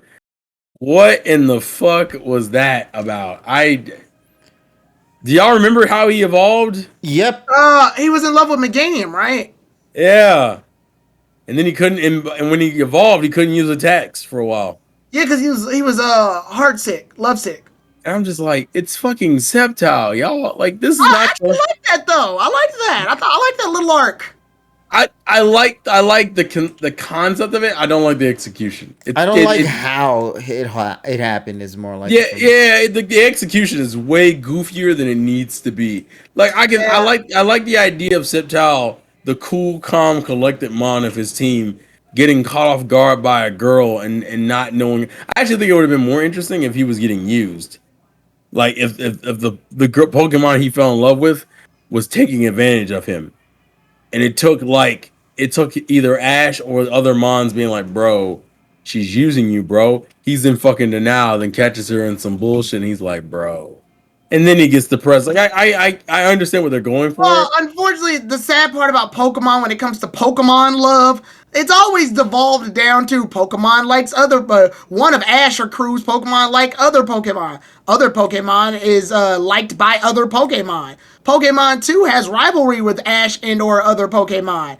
Turns out they fight. Pokemon the Pokemon they're fighting for either A, falls for a whole nother Pokemon, depressing both sides, or B, falls in love with the opposite Pokemon instead of Ash and Co's Pokemon because they feel bad that they lost in the fight for her affections. Like, that's the only way they know how to handle those. Like, for example, Meowth fights off against Persian for Meowsy. But because Persian got hurt, Meowsy feels bad for Persian because it took her in. Or the one where, like, Flabebe, not Flabebe, what's Flabebe's evolved form? Floette. Floette has Ash's Noibat and Breloom falling for it. Well, the Floette winds up going with a different Pokemon instead, which depresses both Noibat and Breloom. I think my favorite joke is still the one in Best Wishes where Oshawott and Meow fall in love with Purloin, but the joke is that I think that Purloin It's a dude. It's a dude. That's it's the a dude. That is I like that one. That's my favorite joke. I can't wait to talk about that. Because it was it's a dude. Because I can't say the phrase I would normally say because of fucking copyright. I mean, not copyright. Fucking Twitch. Yeah. Well, Twitch and also apparently that term the other one term you can't use because of it being quote unquote racially maybe insensitive. The other term is that it's sexually insensitive. But the line is funny. Yeah. I think it's what's his worst mon. Oh wait, let's all say it on 3. Right? All right. Who's that? 1, 2, 3. Torkoal. Yeah. Damn. Torkoal. It's not even. And this thing is trash. Hey, can I bring up Torkoal's best moment though, please? Wait. Before you do, there's 2 things. One, I want y'all to put this in context. We all agree on this mon. And what makes this worse is that Glalie shows up and is evolved in a shorter span of time and is somehow more appealing than the Torkoal he had early on, by the way. He gets this Torkoal, like, I think before Flannery, if I remember correctly. He gets it after Flannery. I think he sees the Torkoal and gets reminded about it. Yeah, that's what it is.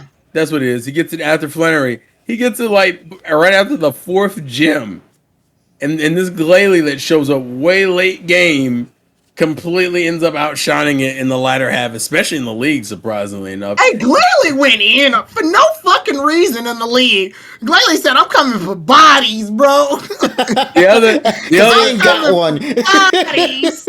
But since KG's going to mention a Torkoal moment, I'm going to mention my favorite moment. Torkoal's a crybaby. He's actually, I don't even call him a crybaby. He's more of like a very emotional mon. My favorite scene is when he jumps into they're on a boat and they're looking, I forget the episode, I think they're looking for like a pearl or something. And he jumps off the boat into the sea. And he's a turtle. He's a turtle and not a turtle, so and everyone's like, oh, I guess Torkoal's gonna help look for the pearl. And everyone goes, Torkoal doesn't know how to swim, and it's a fire type. And Ash is like, oh god damn it. And he has to go and save this stupid little bastard. The most redeeming thing about Torkoal is that he's very emotional, which means he's an empath, which means you should fuck with him. But go ahead. He's got a heart, but he's fucking useless. but yeah, go ahead, Kevin. Go ahead. Oh man, my favorite moment is the one when they're on the boat and Torkoal tries to help out this Pokemon by looking for the treasure, so he dives into the ocean. It's literally the same one. It's the same. I think that moment is ingrained in Torkoal's history. Even if you look up Torkoal gifts, that's the gift that usually shows up. Right, Torkoal, that's the first thing you find, bro. And ironically enough, the reason why it shows up, I think it's a good representation of his character, where he's good-natured and he's good natured and he cares, but he's bad. My favorite moment is a bit different, and it comes from a movie, weirdly enough. It's when Ash gives the kid Torkoal to use in battle, and he was going to use Pikachu. So Torkoal gets pumped up to fight, so it releases its smoke. But when he does, it burns Pikachu's tail. And when he immediately realizes he burned Pikachu's tail, he just starts crying his fucking eyes out. Like, it's like, oh shit, shit, I went hard for 1 second and now everybody's getting hurt. Also, Orion Sword has a fun fact for us. Torkel has had more episodes of development than Dragovich. That's true. That is true. That's true. And remember, Torkel wasn't here with us throughout the complete series of AG. Because he took... as bad as Torkel's battle history record is, Ash puts a lot of faith in him. He put Torkel up against Registeel for some reason. And fucking Darkrai. And I want to put this in context. Torkel's bad, but Torkel has good moments in fights. He just doesn't win fights. He just doesn't win them. Yeah. It's like more the Reggie so when he sets up fights for other characters to win. Yeah, like the Registeel fight, for example. I think he goes pretty hard in that fight, all things considered. He just, it's a fucking Registeel. You're getting your shit rocked. Now, the Darkrai fight is some ass. He literally gets one shot. Yeah, he didn't do it. He didn't do a damn thing in that fight. But Ash apparently thought he was worth something. I mean, and they even go through the effort of teaching him overheat and shit. Like it's not like Torkel was... He caught Torkel and ignored it. Like, he literally worked on Torkel developing its skills. And it's actually not a bad mon. It just never seems to be put in fights where it's going to win. I think it was the first... I don't know if they were planning this far ahead. I doubt it. But I think this was the first time we were going to start realizing that Ash does not do slow-moving Pokemon at all. Yeah, ironically, no, because his battle style up to this point was speedy, was zippy Pokemon. Well, either speedy or power. Yeah, well, yeah, glass cannon Pokemon, basically. But, which we would unfortunately see in the next generation with Torterra, but we don't talk about Torterra. Not yet, like, anyway. And the irony... What's up with Ash and Tortoise Pokemon? Well, it's just... No, Ash, you're right. It's that, Torterra... Torkoal and Torterra are his only two tortoise Pokemon. The other ones are turtles. I guess it's fine. Yeah, Squirtle's the outlier here. He's a turtle. He's different. He's super built turtle. different. Yeah, he's built different. Yeah. All right. So, I guess we got our iffy mons with personality with the worst one in the team anyway. Let's now get into the cons. Why don't we then with this series? So Torkoal. We began with Torkoal, so let's talk about him again. Yeah, we're talking cons. The main thing, I think we brought up the decent chunk of them already, which is Brock, Team Rocket, Max. Sure. I mean, not to you, I understand. I will say, I wish they had given May a little bit more. I wish they had given her more Pokemon. Like, I don't know. It feels like what they did was they gave her like 3, then axed the 2 of them, then gave her 2 more. Like, it felt so weird. Like, you wanted her to shuffle? I liked her Pokemon. The problem is, we don't see Beautifly and Skitty after Battle Frontier at all. I'm like, come on, you're not going to revolve? Wait, you mean before? Before Battle Frontier? Okay, so before Battle Frontier, she uses Torchic to Blaziken, Wurmple to Beautifly, and Skitty for the most part. And then I think she gets Bulbasaur like later, like late game. Then they ditch Beautifly and Skitty, and she gets Munchlax and Squirtle. And I'm like, I liked Beautifly and Skitty. Why ditch them? Yeah, but I'm fine with Munchlax because I think Munchlax ends up being her low key powerhouse for a while. Yeah, like this little. Also, I actually Munchlax. Half the reason why I end up liking Munchlax later on is literally because of Maze. Munchlax has a good mixture of being a gritty bastard. But, like, I love the episodes where he's, like, just pumped to do some shit. I don't know why. Oh, yeah, she does get Eevee. That's right. She catches Eevee. Like, yeah, her team basically switches to a Kanto team. Yeah. It's Eevee. I mean, she's in Kanto, damn it. Makes sense. Hey, remember, but come on, give her some. And remember, in DP, she gets a Glaceon later. So, yeah. All is well. Okay, so let's talk about the other con. The one that I guess you guys completely forgot because of how insignificant it was, despite the fact that they made it seem much bigger at the beginning of the series. Mm-hmm. Team Magma and Aqua. Oh, shit. Yeah, I did forget about them. Mm-hmm. Their arc sucks. No, what sucks more is that it was so good at the beginning, though. I loved how it's set up. I loved everything because it started off with May and Ash first, and they were the ones to discover who the villains were at the beginning. Like, that shit was actually really, really solid. Yeah, it is well set up. I will say that. Yeah, and I was thinking, like, with the Relicanth, they face planted the landing. It sucks so much because it was. I love that beginning, bro. Because, like I said, they started off with them with Relicanth of all Pokemon. You know, which if you Yeah. guys know your lore with Relicanth and how you need to use that mod for certain things in the games in itself, that has to be intriguing. Thinking about, oh, what are they gonna do? Are they gonna try Well, to go after the Reggie lore shit or like? it's a nice tie-in. Yeah, I was thinking that was like the implications. Like maybe they're gonna do something with the Reggies that will eventually get to the two legendary mascots or something like that. Maybe we'll see the Sky Pillar as well. Like there are many things that I think this series unfortunately doesn't tackle, and because of that, kind of hurts in the long run. Like we never get a chance to go and sit down and see the worlds of like those Reggies where they live or explore the deep sea underwater, which was such a core focus of the AG games or of Ruby and Sapphire games. I mean, like there are story elements that we unfortunately miss out on due to this structure they had for Team Aqua and Magma. They were trying to do the Emerald storyline before Emerald came out, basically, Hmm. and it didn't work in my opinion, and it didn't help either that, and I think Tyrone will agree, the plot that they used for Pikachu was probably not one of their better ones here No, with I hate the evil And Chew. come on, you got Team Aqua and Team Magma fighting, and what do? You make Pikachu possessed again? Are you fucking kidding me? No! No! And then you bring back Lance for no reason, even though Steven and Wallace exist. I'm like, ah. Yeah. Why? Oh, and then the other con, I guess, if I had to bring, no rivals for Ash. I He will say has the some dub, at the end. the dub tried its hardest to make that arc seem interesting with its score. It used music from like Pokemon movie 2000 and shit for some reason. It was so weird. They were making it feel as ambitious as they could. They wanted to give it the movie vibe, and I'm like, I appreciate y'all efforts, but this ain't it. I will say Sean Schimmel acted his ass off as Archie though. Now with the red orb, I will. Yeah, he's Archie. He's Archie and he's Morrison actually. Sean Schimmel did a lot of work in AG for some reason. Yeah. But well yeah, for kids.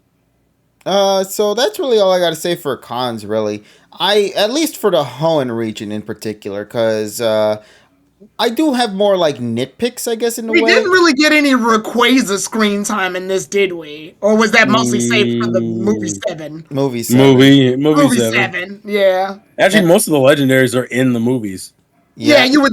Yeah. Except for the movie 1, that's not Groudon, but it's weird. But it's weird. It's Groudon, but it's not Groudon, and then it's Groudon, Jirachi. but it's weird. And then you got Jirachi, and then the movie after that is Rayquaza Deoxys, and then the Oh yeah, movie after- Kyogre was in the fucking Rangers Temple of the Sea movie, which is funny, isn't Ash? Like, didn't we just see you? Like, what the fuck? Well, maybe that Wait. would be why he's helping Ash then. Yeah, probably. He's like, I remember your ass. I ain't going against you, or specifically your Yeah. rodent. I saw And what the- that asshole did. Yeah. And know, the problem not- is, oh, go ahead, Tara. No, go ahead. The problem with the May movie, I love it, but it happened after the Max movie, so it just feels like a copy and paste. It's different. It actually is different. It's one of the few moments where I'll say Max was better. You want to why? Because Max's is shorter and concise, whereas I feel like May's is a lot more convoluted, and they also mix in that stuff with Ash, which I think is actually a good stuff for Ash. But like, But it takes The away movie- from May. It's good. it takes for away from advanced it. shippers. If It you're an takes- advanced shipper, that movie did you justice. it takes away from May, and it also makes May uncharacteristically motherly for no good reason. Well, okay, I can counter that. Are you talking about Max's movie or the Ranger movie? Because she's The Ranger. motherly in both. No, it's the Ranger movie. She's Oh. way more. She's Oh, uncharacteristic. yeah. She's way more motherly in the Ranger movie. I'll say her mother traits are shown in the Jirachi movie with lullabying Jirachi and Max to sleep. No, I'm fine with her having mother-ish moments, but like Yeah. There's a limit that you can go. The past. Manaphy movie almost acted like she was like Serena or some shit before she existed. I'm like, Yeah. she was never this girly, like ever. Like all right. I actually think none of the girls are like that. I think Dawn is probably the girl. Misty was veering towards that direction, but she didn't make it there. No, she didn't even walk in the door. I would weirdly enough, I would say AG Misty is where I would saw that mostly. which AG Misty only shows up in a few episodes. And she gets a Togetic by the end. Actually, she loses. Yeah, and then Togepi evolves into Togetic and leaves. Which yeah, I don't. How did people feel about that? I don't know. I think that was good closure. Yeah, good riddance. I'm just kidding. Nah. I mean, most people would say that anyway. I do kind of wish they had followed up with like a Togekiss episode in Diamond and Pearl, but they don't, so it's whatever. Well, remember, we get the Togekiss episode in terms of the mistaken identity shit with the queen that no one gives a fuck about. I don't like that episode though. It's stupid. No, that's a completely. It would have been much cooler if she had got a Togekiss by like. It would have been actually kind of cool if she had caught the Togekick and it evolved, and then Missy would have been like, "Oh, that's mine." Also, side note, we've already hit an hour and a half. We probably need to go ahead and get in the Battle Frontier. Okay, so let's wrap things up then for Hoenn. Or why don't we? Battle Friend. How'd you guys like the league? My favorite moment in that league was when Swellow decided to stop a rolling Dawn fan from its tracks and lifted that asshole up into the air. You shall not die. These claws were made for lifting assholes like you, bro. I think it's a little lesser than the Jiddle League, but that's only because the Jiddle League had a lot more fights. Yes. Yeah.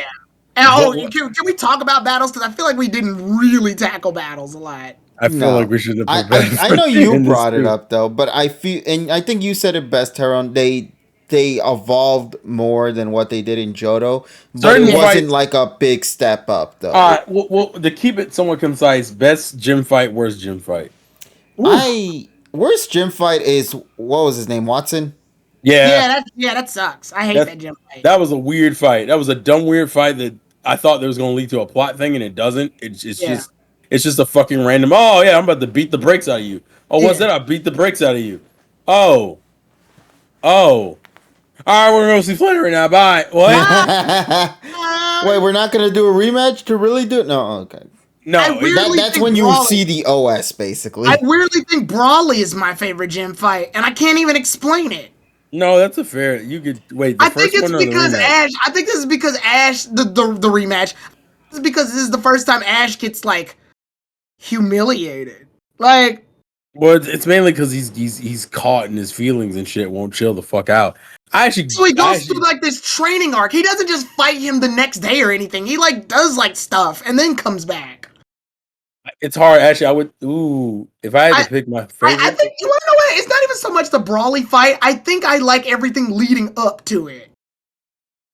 I almost want to say damn it. Some people are picking Norman's. Norman's is the one I'm leaning. It's between Norman. It wasn't supposed to lose. It's between Norman and Winona. I love Winona's fight. Bro, my favorite thing in Winona's is when Swellow was like diving straight into the ground and you see his wing like pierces the ground so he can shift his position back upwards and dive back up to the goddamn Pokemon. Like, that is some king shit. How do you stab the ground with a wing, bro? To position yourself back to fly back up and beat that bird's ass. Like, yeah, just to give I'll give my quick thing. When it comes to gym fights, the fights that kick serious ass would be Brawly's, Norman's, Winona's. You know what? I'm gonna say it, and I probably shouldn't. Liza is low key. It's memorable. It's a double battle. And I thought you were gonna refer to the Thunder's armor. Okay, so I'm gonna go ahead and I'll talk about that too, but I will let Terrell go first because he brought it up. It's one of those fights. Well, I'll let you. I'm gonna give you the Thunder Armor thing. I'm just gonna mention this. I think the only bad fight is the Watson fight. I think everyone else's fights is either okay to really good. Like Juan, Flannery, Roxanne, I think are all okay fights going into good. Whereas I think Norman, Winona, Tate and Liza, and Brawly are like straight up just good fucking fights. Yeah. Because every one of those fights has some hard moment in it. I've like the Grovile fight with fucking Slaking.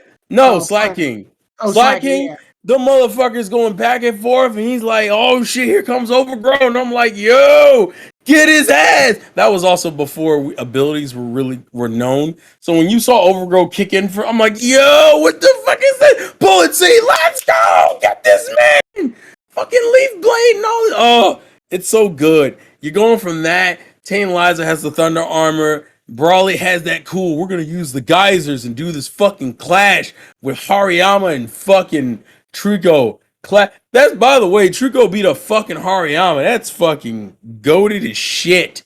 Fucking, and then obviously Swellow versus Swellow with Winona having a shiny one. I like that they gave her a shiny one. Like they don't even like, they talk about it once and they never talk. I like when shinies are like just in passing. I like, you don't need to point them out. Just acknowledge it and move on. Acknowledge it and then move on. I like that. I like that. Yeah, it shows that the Pokemon world is flexible. But yeah, fucking I would say the only bad fight is the Watson fight, and it's only because the Watson fight's a weird bulldoze fight for no good reason. I don't understand why it's like that. I don't understand why they thought that was okay. They're like, we need to bring back an OS gimmick again. The Wallace fight is okay. I think the one good moment in the Wallace fight is Pikachu Juan. Oh yeah, he fights Juan. That's right. Wallace is champion at that point. Yeah. But Pikachu suplexes a Milotech, and that's funny. Yeah, that's why I don't love that fight, but it's a good fight. Yeah, so, Pikachu just suplexes a Milotech, and that's hilarious. Doing Pokken before Pokken was even a thing, bro. I just suplex him. But if you want to talk about Thunder Armor, go for it. Okay, all right. As a kid, this shit made me mad as fuck, and for the longest time it did.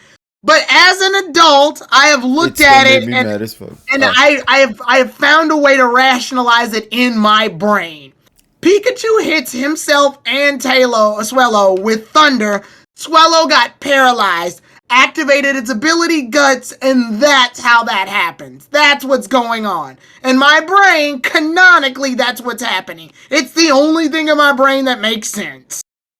Everything else, if I try to wrap my head around how this works, I just make myself mad. So this is the only time my brain goes, yep, this is what happened. Just I don't know why you need to rationalize it. You're watching Pokemon, for God's sake. Because it's the only fight that does it. We never see fucking Corphish attack Torkoal, and it's like he's using the water as armor. Like, no, it's never happening. This is the only time this is happening. The main reason why I accept it is because it was already canonical that for some reason Swellow has like the highest resistance to weaknesses for no good reason. I always like to imagine as perfect IVs in speed and special defense. So if this is the perfect IV bird that Ash caught. Basically. So if there was any, I think of any of Ash's birds, it makes the most sense with Swellow. Yeah, and that's like even the top one.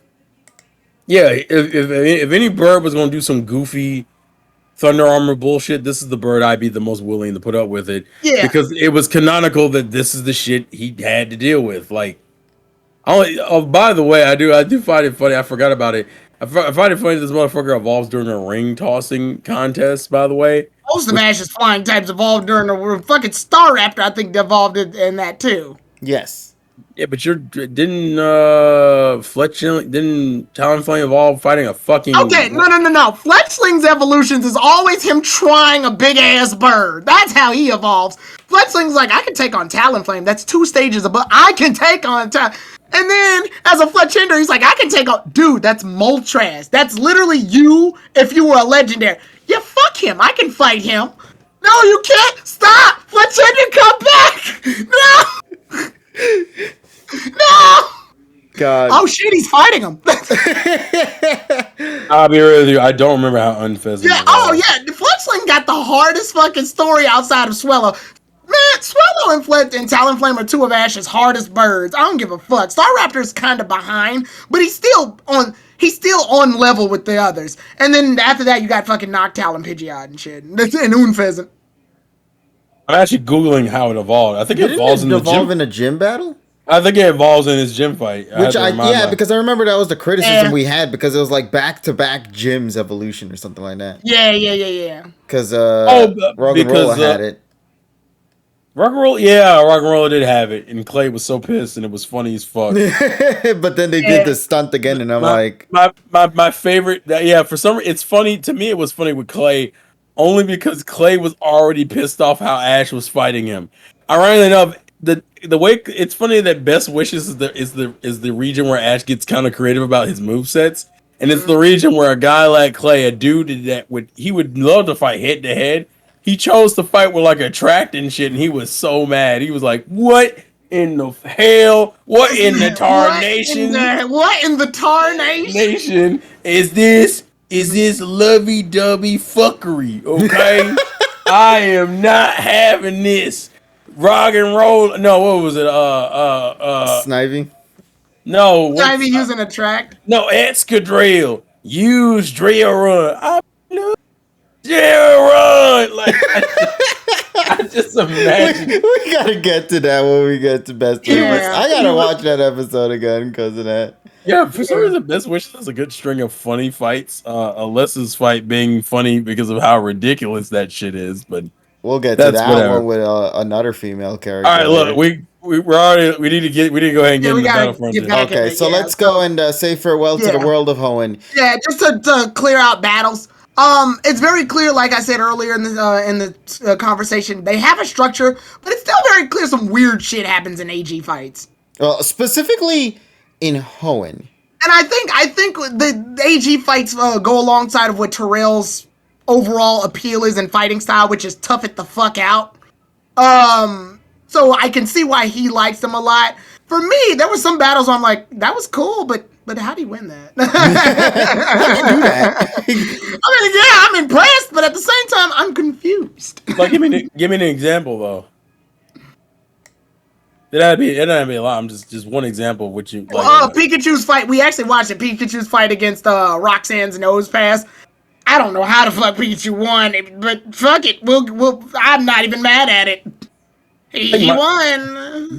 Wait, the nose pass fight is the problem. I think the Geodude fight was worse. Oh yeah. No, I mean the whole gym fight in general, I guess. But that nose pass one, I was like, huh, this is weird.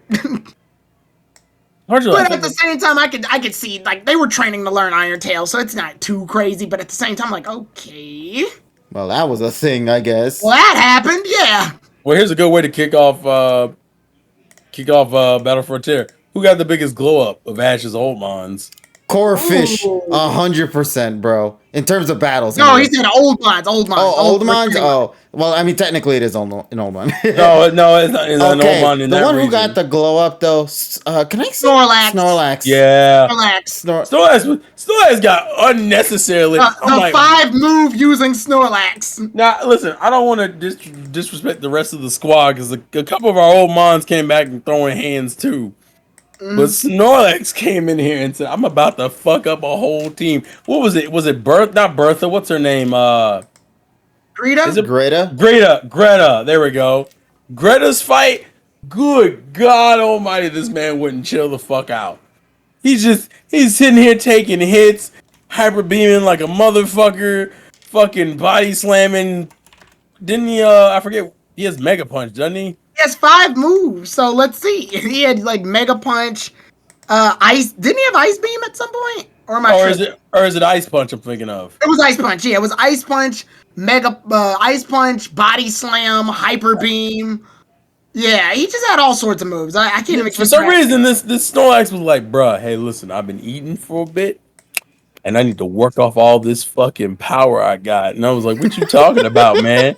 I was like, Dash was like, what you talking about, bro? I'm like, man, just put me out in the next fight. You about to see what happens. All right, use Ice Punch. Oh my God, you froze it. Oh, it had rest too. That's what it was. It had rest. You frozen. What do you mean? Yeah, the man had the balls to use rest mid-fight, had no way of waking up for it. He woke up and then swung on this man and still won. I'm like, yo. How dare you? He's like, man, sleep is what I do, dog. Yeet! I'm like, oh, Jesus Christ. Now listen. That's my secret. I'm always sleep. now listen. Nope, because we got some good side fights with some old mons too, okay? Like Heracross? Man, my boy. So I want to, before he gets into the Heracross thing, I do like this. I like the idea that whenever Ash made it to a new frontier brain, we didn't know what he was going to use. It could range from any of his Pokemon. I fucking saw Tauros one time. Like, Yeah, one of the 30 Toros got used, bro. yeah, it wasn't his Orange Islands Tauros, so I like to believe it wasn't, or else he would have beat Annabelle. I like to believe that Tauros is the one. Like the other one was like, nah, he's too tired to come in. Yeah. I loved it though. I love the idea that it was never solid what his team was. They try to say he has a permanent team, which I believe Fanfi evolves into Dawn fan around this point. Yeah, So it does. his team was Glalie, Torkoal, Sceptile, well, Grovada, Sceptile, Pikachu, Corphish, and Dawn fan. That's his Oh no, Glalie is an Oak Slab. Oh shit! So they switched it out for. Yeah, he had two empty spaces basically. Oh, okay. So yeah, his team just randomly had 5 Mons this time around. Oh, actually, no, I'm sorry. He took out 2 and put in Fanfi. That's what it was. And then he gets Apom like at the end, at the butt end. So yeah. Apom doesn't. No, he doesn't catch it, and he doesn't catch it though. He catches it in BF in Battle Frontiers. Yeah, that's how he carries it over to. In the Grand, he caught it in the Grand Festival. I thought it was following it. No, he caught it in the Grand Festival. It was literally in the middle of May's fight. Oh, it follows it later. That's what I'm thinking of. It's one of those months. And here, like Ash used he could use anything. He used Charizard against the Battle Factory. He used against Articuno. He used like Tauros, Snorlax. I wish he used Kingler. God damn it. He did use Bayleaf was used, bro. Yeah, and he uses fucking. Terrell's about to get into it, but he used fucking Heracross too. Yeah, so Terrell, you want to explain it to us exactly what it is that got you so hyped about your boy Heracross? You know, I say that, but he also got hoed. I'm gonna just be real with you. I had to remind myself. I think didn't he fight against that one dude in what was it? The Battle Palace. It was with Spencer. Yeah, that's the battle. Is that the Battle Palace? Spencer did that thing where they had to run while they were fighting. Yeah, they gotta fight in nature. So essentially, he uses Heracross to fight Venusaur. Yeah. And for a good chunk of that fight, my boy is throwing hands. And this bitch literally wins because Heracross hits him with a Mega Horn while he's charging Solar Beam. He gets the Mega Horn off. Venusaur tanks the Mega Horn and shoots it point blank with a Solar Beam. And that's how Heracross loses. And I was like, man, although he was still, I hated it. He was putting in a bunch of work, but still, this motherfucker. No, well, to be fair, I think it's like that's how you write a loss. I guess that's the best way to say. Yeah. Like he makes up for it in DP. He makes up for it. Yeah, for some reason he ended up getting a bunch of mons that have a bunch of like sleeper hits that you don't expect. Like Ash for some reason I feel like AG was the region when they were like, oh, by the way, I can throw like a lot of my older mons throw a bunch of fucking hands, and I'm like, what do you mean? He really used a lot of his bulkier mons in this one. His bulkier heavy hitters. Yeah, actually, yeah, because Tauros, Snorlax, Heracross, like I mean, obviously towards the butt end he uses Squirtle, Bulbasaur, and Charizard. Well, I think that was poetic considering who. Yeah, that was Fire Red Leaf Green marketing, aka memory shit. Also, that's the last time they do it, so it makes sense. It's a power moment. Yeah, I think that's Squirtle and Bulbasaur's last canonical fight, I believe. Also, seeing a fucking Charizard beat an Articuno was hard as fuck. Yeah, definitely. I think that was the first time he took out a legendary, no? Yes. And I think what it does, unfortunately, it's got a big pro and a con to it. The pro was that I think everybody in the audience watching Ash up to this point in the series could fully believe that it can hold its own. After everything Charizard's went through, we can believe Charizard can fight off against Articuno. It was never unbelievable at this point. The bad news is, this is the start of Ash beating legendaries, so he's unfortunately on a standard now. Which he drops in fucking... Pikachu makes this worse by beating Regice.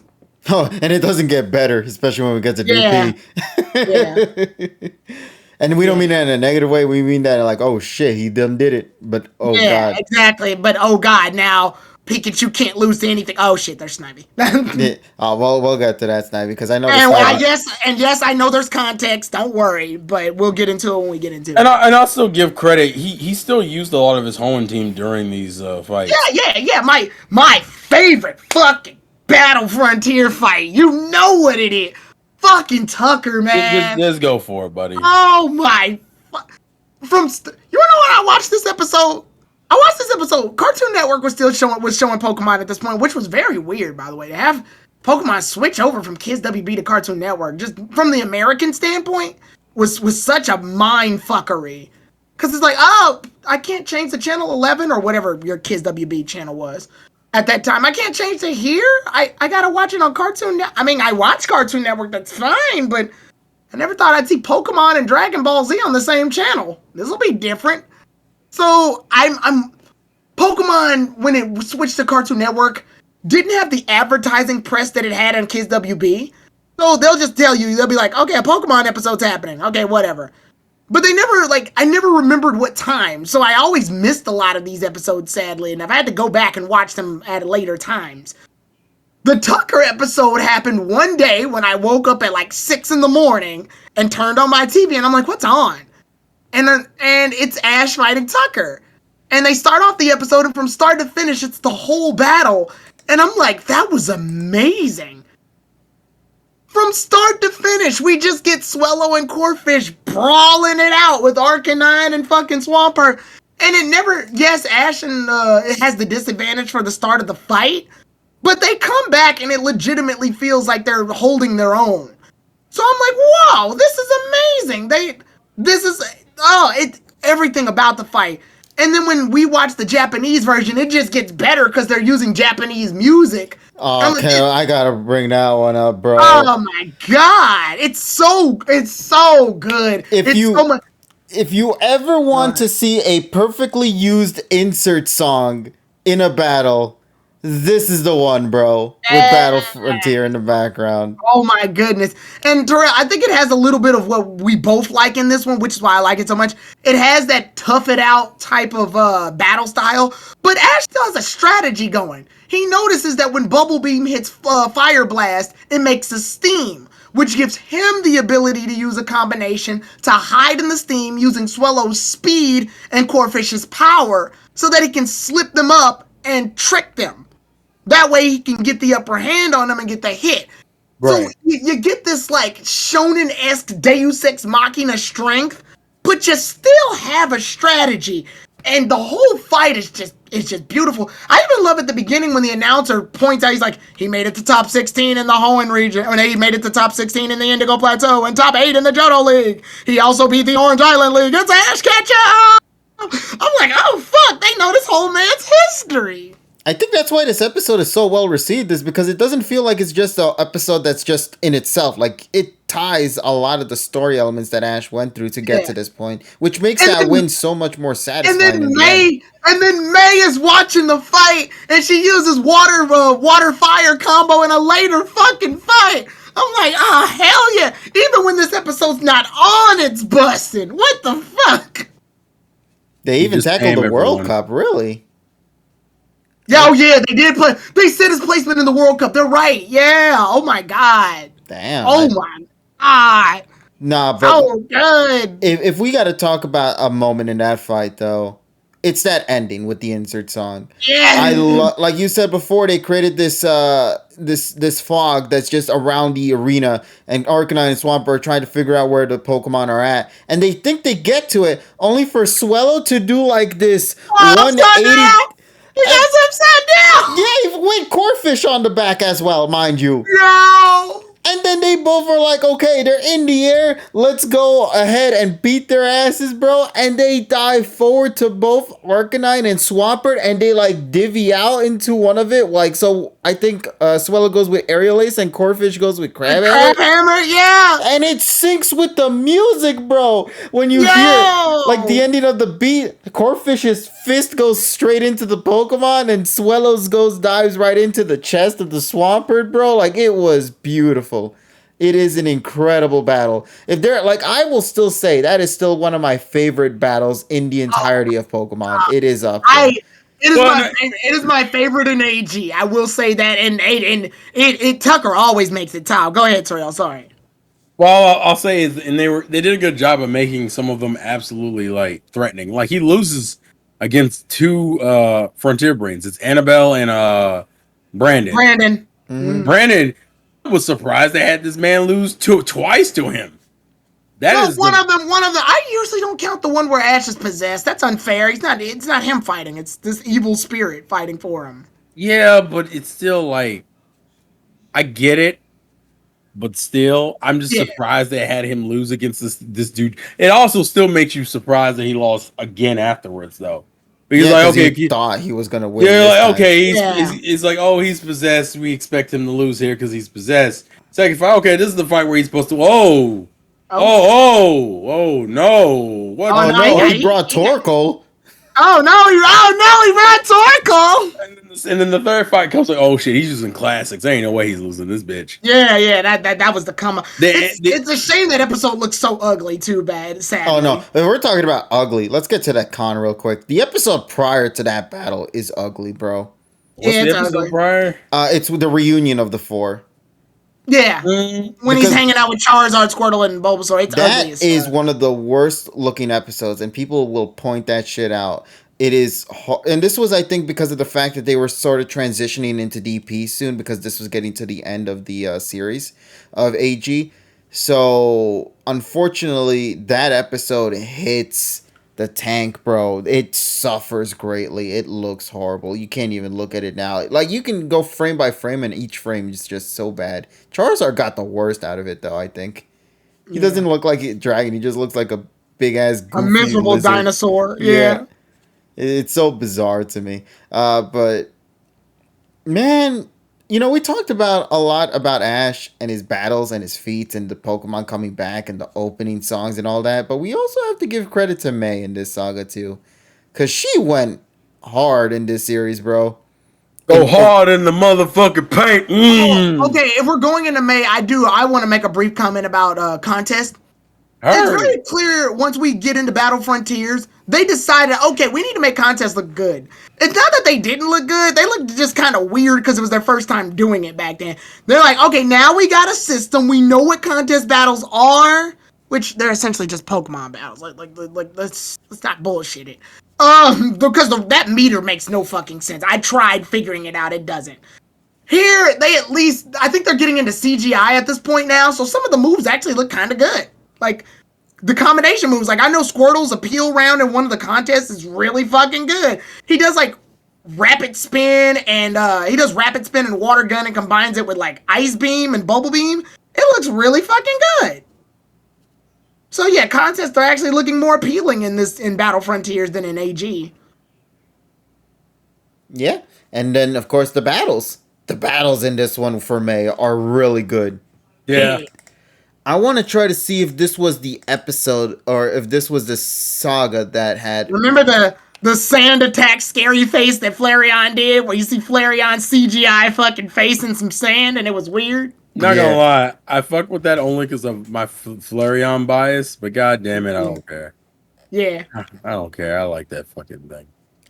But I'm trying to see if was this the one where I'm trying to remember because there was a moment where Combuskin comes in one of the fights and he goes absolutely insane against. Yo, he Drew. uses like sky uppercut and fucking like you could see the claw like have all this red lightning on it because of the fire and shit. And he's coming up and he fucking shit was crazy. It almost looked like Chidori if you watched Naruto or anything. It was kind of cool.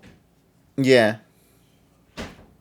Yeah, because I think what was happening was that I think May was using overheat again and again to lure the Pokemon in, Yeah. and then finish it off with sky uppercut at the end. I think. It's Yeah, Absol used Water Pulse, which the show doesn't know what Water Pulse looks like. The Water Pulse changes like every fucking few There's no episodes. consistency with that Yeah, one. Water Pulse looks different in every iteration. But here, it looks like a giant wave. And Combuskin winds up using Overheat to cushion the blow. Yeah. But what was I gonna say again as well? Another good thing. If we're also gonna talk about the May battles, we got to talk about the last episode battle between May and Ash. Ash, yeah, the fucking The Terracotta. Sceptile versus Blaziken, and the motherfuckers are just swinging. Swinging. Come over here. What we doing? Sky uppercut, motherfucker. Ooh, fucking Leaf Blaze, Solar Beam. Blaze Kick, let's go. It just wouldn't stop. I know that May's supposed to be with Drew. Like, narratively, that would make sense. But advanced shippers got more than their fair share here. That sharing that We terracotta eating. ribbon was I'm hungry. We eating. yeah, that terracotta ribbon share is great. Like I can't even to this day I think that's the best way to compromise with a female traveling companion. And it was the second to last episode too. That's another thing. Yeah. That was their big climax battle for this series. I know in the next episode they had Pikachu go up against a Gen 4 mom, but if we're talking about like a big moment for a battle with characters we've grown attached to in that saga, that was it. That was the one. And they closed it in that episode. And also, I also want to give respect to Ash's Pikachu because he just jumped into the contest like that, all willy nilly, and managed to get through with the. I think it was like the using like what was it, electric circles or something like that, and just having them bounce Oh around. yeah. I remember the combo. So Ash had Pikachu use Thunderbolt and Quick Attack in circles, and then would use Iron Tail to get the rings to knock into each other like Beyblades.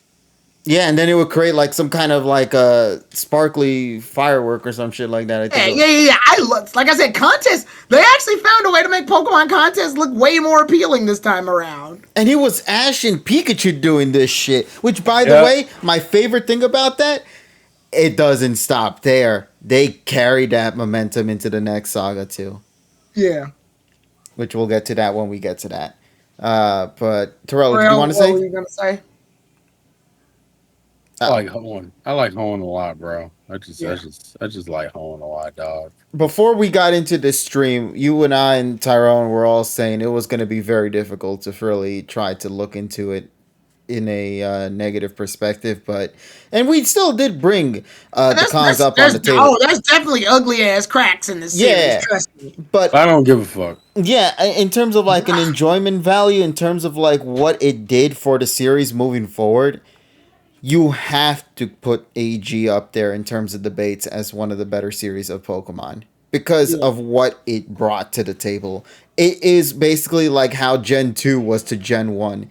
It incorporated so much elements into it that future generations have to go and put that momentum. I'm gonna say this to Terrell because I know he's the biggest, like he's the big AG fan, and I know he's indifferent about X and Y, but to me, the reason I like XY so much is because it gains most of its inspiration from this. Everything. Ash has a more mentoring role. AG started that. Each traveling companion having a starter Pokemon. XY doesn't do it as good. Well, Brock doesn't really use Mudkip that well either. That's unfortunately the third place spot. So you could say they were consistent then. Yeah, they were consistent. The female, well, not the female. One of the traveling companions has a younger sibling companion that comes with them. AG did it first.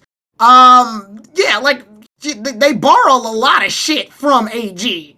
Even I said it back in the X and Y days that there's like I see this series as the AG because like since people considered BW the OS reboot, I consider this the AG of that. The AG reboot. Yeah, I can see it. Yeah. So it just made sense. And you could see a lot of elements from AG in X and Y to some extent. Oh yeah. X and Y borrows a lot of shit from AG. A lot. All series do, but definitely X and Y, I think, is the one that shines the most when it comes to that.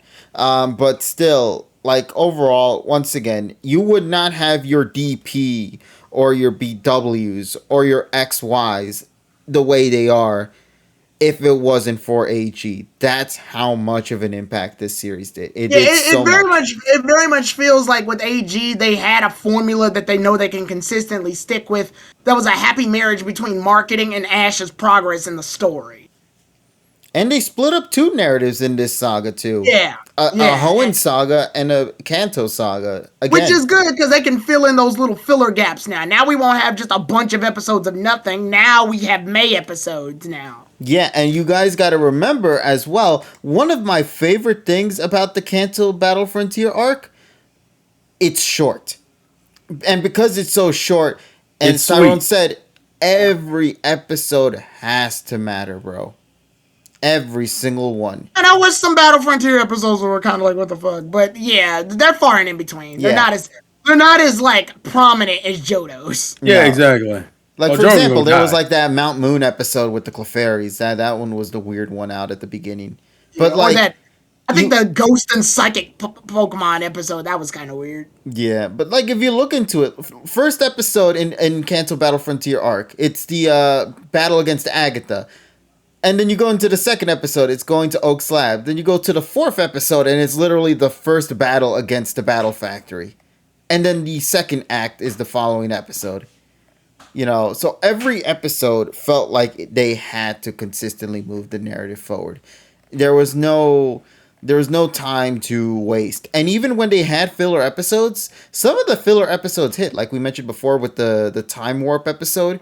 Yeah. That one was pretty good from that saga too. Yeah. I think also Float Bay. Not Float Baby. I'm sorry, Chimeco's farewell was in the series too. No, if Yeah, I, it Yes. is. Yeah, it is. Yeah, It he is. left it with his grandparents. Yeah. Yeah, that was sweet. I like James when it involves his family. It's usually very sweet episodes. I gotta The ask problem is, though. the problem is his character is inconsistent as fuck. That's Oh the hell only yeah, thing. yeah.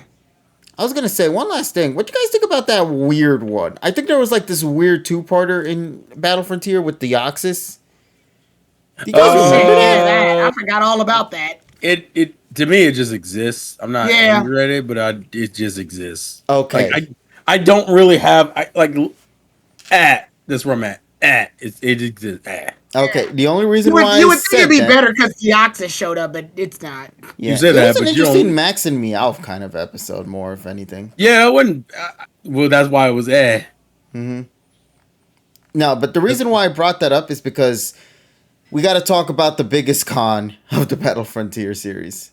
One of the worst things that probably ever came from Battle Frontier. That no matter how many times we try to work Oh, around I know. Oh, we let have me to guess. talk about it. It's the change of the dub. Not that. Oh, I'm talking about that 10th anniversary special. Oh no. All right, we're done. wait, no, what? No, we're not. That's not part of this. No, it is. No, No, it's no. Technically, it is. We but that's the don't point. talk about that, All right. KG, for a Hey, reason. Listen. Listen, Uh, when we want to talk about the movies, we've already done that on Terrell's. Did we talk about the special on your thing, Terrell? We watched it. I know we watched. Oh, fuck. Yeah, I guess we do got to talk about it then. No. Fuck. Hey, listen. Hey, everybody. It's midnight. The next stream we do. fuck you. I'm not doing it. Fuck you and everything you stand for. I'm not doing it. Listen, we still have to talk about Coco again on the. We haven't even done Oh, the video shit. for Yeah, we Coco. do have to do that movie review. Yeah, so that one could come before, and y'all can get a treat of me trying to kill myself and on Discord again. But fuck this, no, we're not doing it. I'm not gonna do it. I'm not. You're not ruining Hoenn's immaculate review, regardless of the cons we currently mentioned. That piece of shit. That's not even Japan anyway. That's fucking That America's was for fault. kids. Yeah, they commissioned this shit.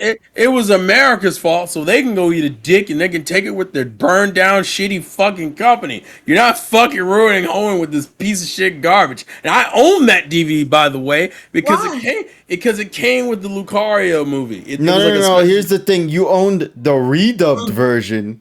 They're both bad. Oh no, They're all but bad, we're talking yeah, about bad. We're talking about that original. Does anybody even have access to that original one? It's probably online. somewhere, I would So since we're winding down, I'm just letting the chat know we're probably going to talk about the voice cast change on the Diamond and Pearl one. Well, yeah, technically it happened here, but it's bad. the Diamond and Pearl one, I guess, is where technically it was supposed to be. It feels like it was supposed to be there.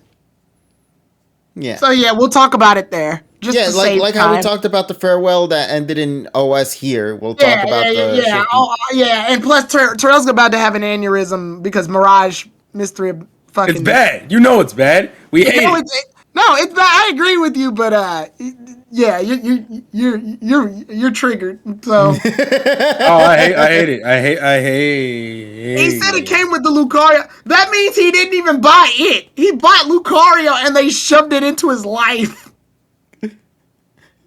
He tried to escape it, but he couldn't And they escape right, and crossing they gave fate, it to You him, bro. know, right? I think respectfully, I'm gonna go download Xenoblade 3 on my Switch.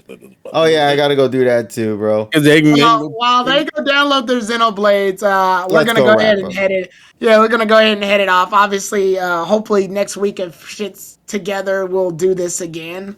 Oh no, we're But not doing this next week. no, wait, Xenoblade? Oh No, yeah. hell no, not that. What? You we're do gonna. realize Mario Kart DLC comes out on Thursday next What? week? Yeah, it does. That's Although, what we're doing? What, you don't want what? to play the 8 new courses, buddy? Also, we Okay. don't. And also, I want to kind of space this out anyway. We don't Okay, want to. yeah, okay, all right, fine. Fair enough, fair enough. Yeah, Besides, to me, we're past the trilogy, and we're in the new dub era. So, We're I gonna yeah. mean, need and some time to refresh our memories with the Here DP we saga. Because go. once again, no, the DP saga is one of the longest, and therefore I think it's going to be the only thing we're gonna be talking about in that particular saga. I think I know what I'm gonna do in an in-between time, but this requires Polly, so it's a flip of the coin. We're gonna talk about Chronicles. We Talk could about talk about Chronicles at some point, yeah. I wanted to put yeah. Chronicles more like in the extra section at some point when yeah. we Well, get to. okay, well then never mind. Then this scraps my idea. Well, I mean, like, well, when we ever do get a chance, or we can use your roundtable to talk about it too if Yeah, you wish. probably. But But anyway, let's go ahead and end it. okay, so tomorrow, what is everybody doing? I'm not doing shit. Yeah, This me is either. you all. It's literally just you. Yeah, Okay. You you're and the TSS. Friday man. Yeah, you and TSS. All right, TSS so surprised tomorrow, you. ladies and gentlemen, I'm going to be playing Xenoblade Chronicles 3 on stream here. And here's the thing, though. We got confirmation that tomorrow is not a regular clip show thing like we thought. It's actually episode 119. It is confirmed now to be called episode 119. So we have to watch the episode. Wow. So, yeah. And I'm not sure how we're going to go through that, but we're going to watch it first, and then we're going to play Xenoblade soon after. So, yeah. I hope everyone tunes in for that. If anybody wants to. God, it's a fucking recap of a girl and her. The Eevee's gonna get more recap than the Koharu shit, bro. This is Hode. God, I love my Journeys trio: Ash, Go, and Eevee. God, I love this trio. Oh my goodness. Oh God, I'm ready. I'm ready to lose my shit. I lost my shit last week, and I'm ready to lose my shit again, bro. All right, so yeah, that's gonna be what's gonna happen. Terrell, you already got the game digitally, I assume. No, not yet. I'm literally gonna wait until we end the stream and then I'll do it. All right, same here. I gotta try to get. Oh God, I gotta buy this game 3 fucking times, man. Shit. Oh well, the small things we do for the love of the franchise, because Nintendo won't put their shit in their stores, bro. Did you see their giveaways that they had on their Twitter account, Terrell? Wait, so what? Oh yeah, I was doing that while we were streaming. I am so pissed off they didn't have that shit available on their Nintendo Online store. I saw your tweet. I was so mad because I would have bought that in a heartbeat. That backpack looks dope. The poster, I mean, I already got me a Xenoblade Chronicles 3 poster thanks to the magazine I bought from the Kinokuniya, but like that other one does look great too, so. Point is, I wish they had given these away to like purchase and shit. I would have given them all my money. But alas, they didn't want my money. They or maybe they already got my money and they're getting it again tomorrow. Jesus Exactly. Christ. Fuck, they won in the end. Okay, let's call it an end then. Why don't we? All right. Also, thank you for following Navy Blue Suicune. Oh, hey, Navy! We appreciate your support. He's a cool dude. Yeah, cool. All these homies that are around here are all cool, dude and dudettes. We appreciate every single one of y'all for coming in tonight. We hope you guys enjoyed our discussion throughout the night. And I want to thank to all those as well who came through to follow today as well. We appreciate that too. Yes. So thank you all for all the follows there. And to everyone else, yeah, let's call it a wrap. Thanks again for tuning in. We hope you guys enjoyed tonight's session of the TriPod. And we hope to see you guys here on this channel tomorrow for the Pokemon 2019 anime reaction with Xenoblade shit. So yeah. I'm going to do my best to forget that a horrible leak, bro. I feel like you haven't, so I feel No, like you I reminding haven't. you. So Then you know, if you start reminding yourself of it, you probably would forget it. it's so tough, bro, to forget it. It's just it You gonna just is.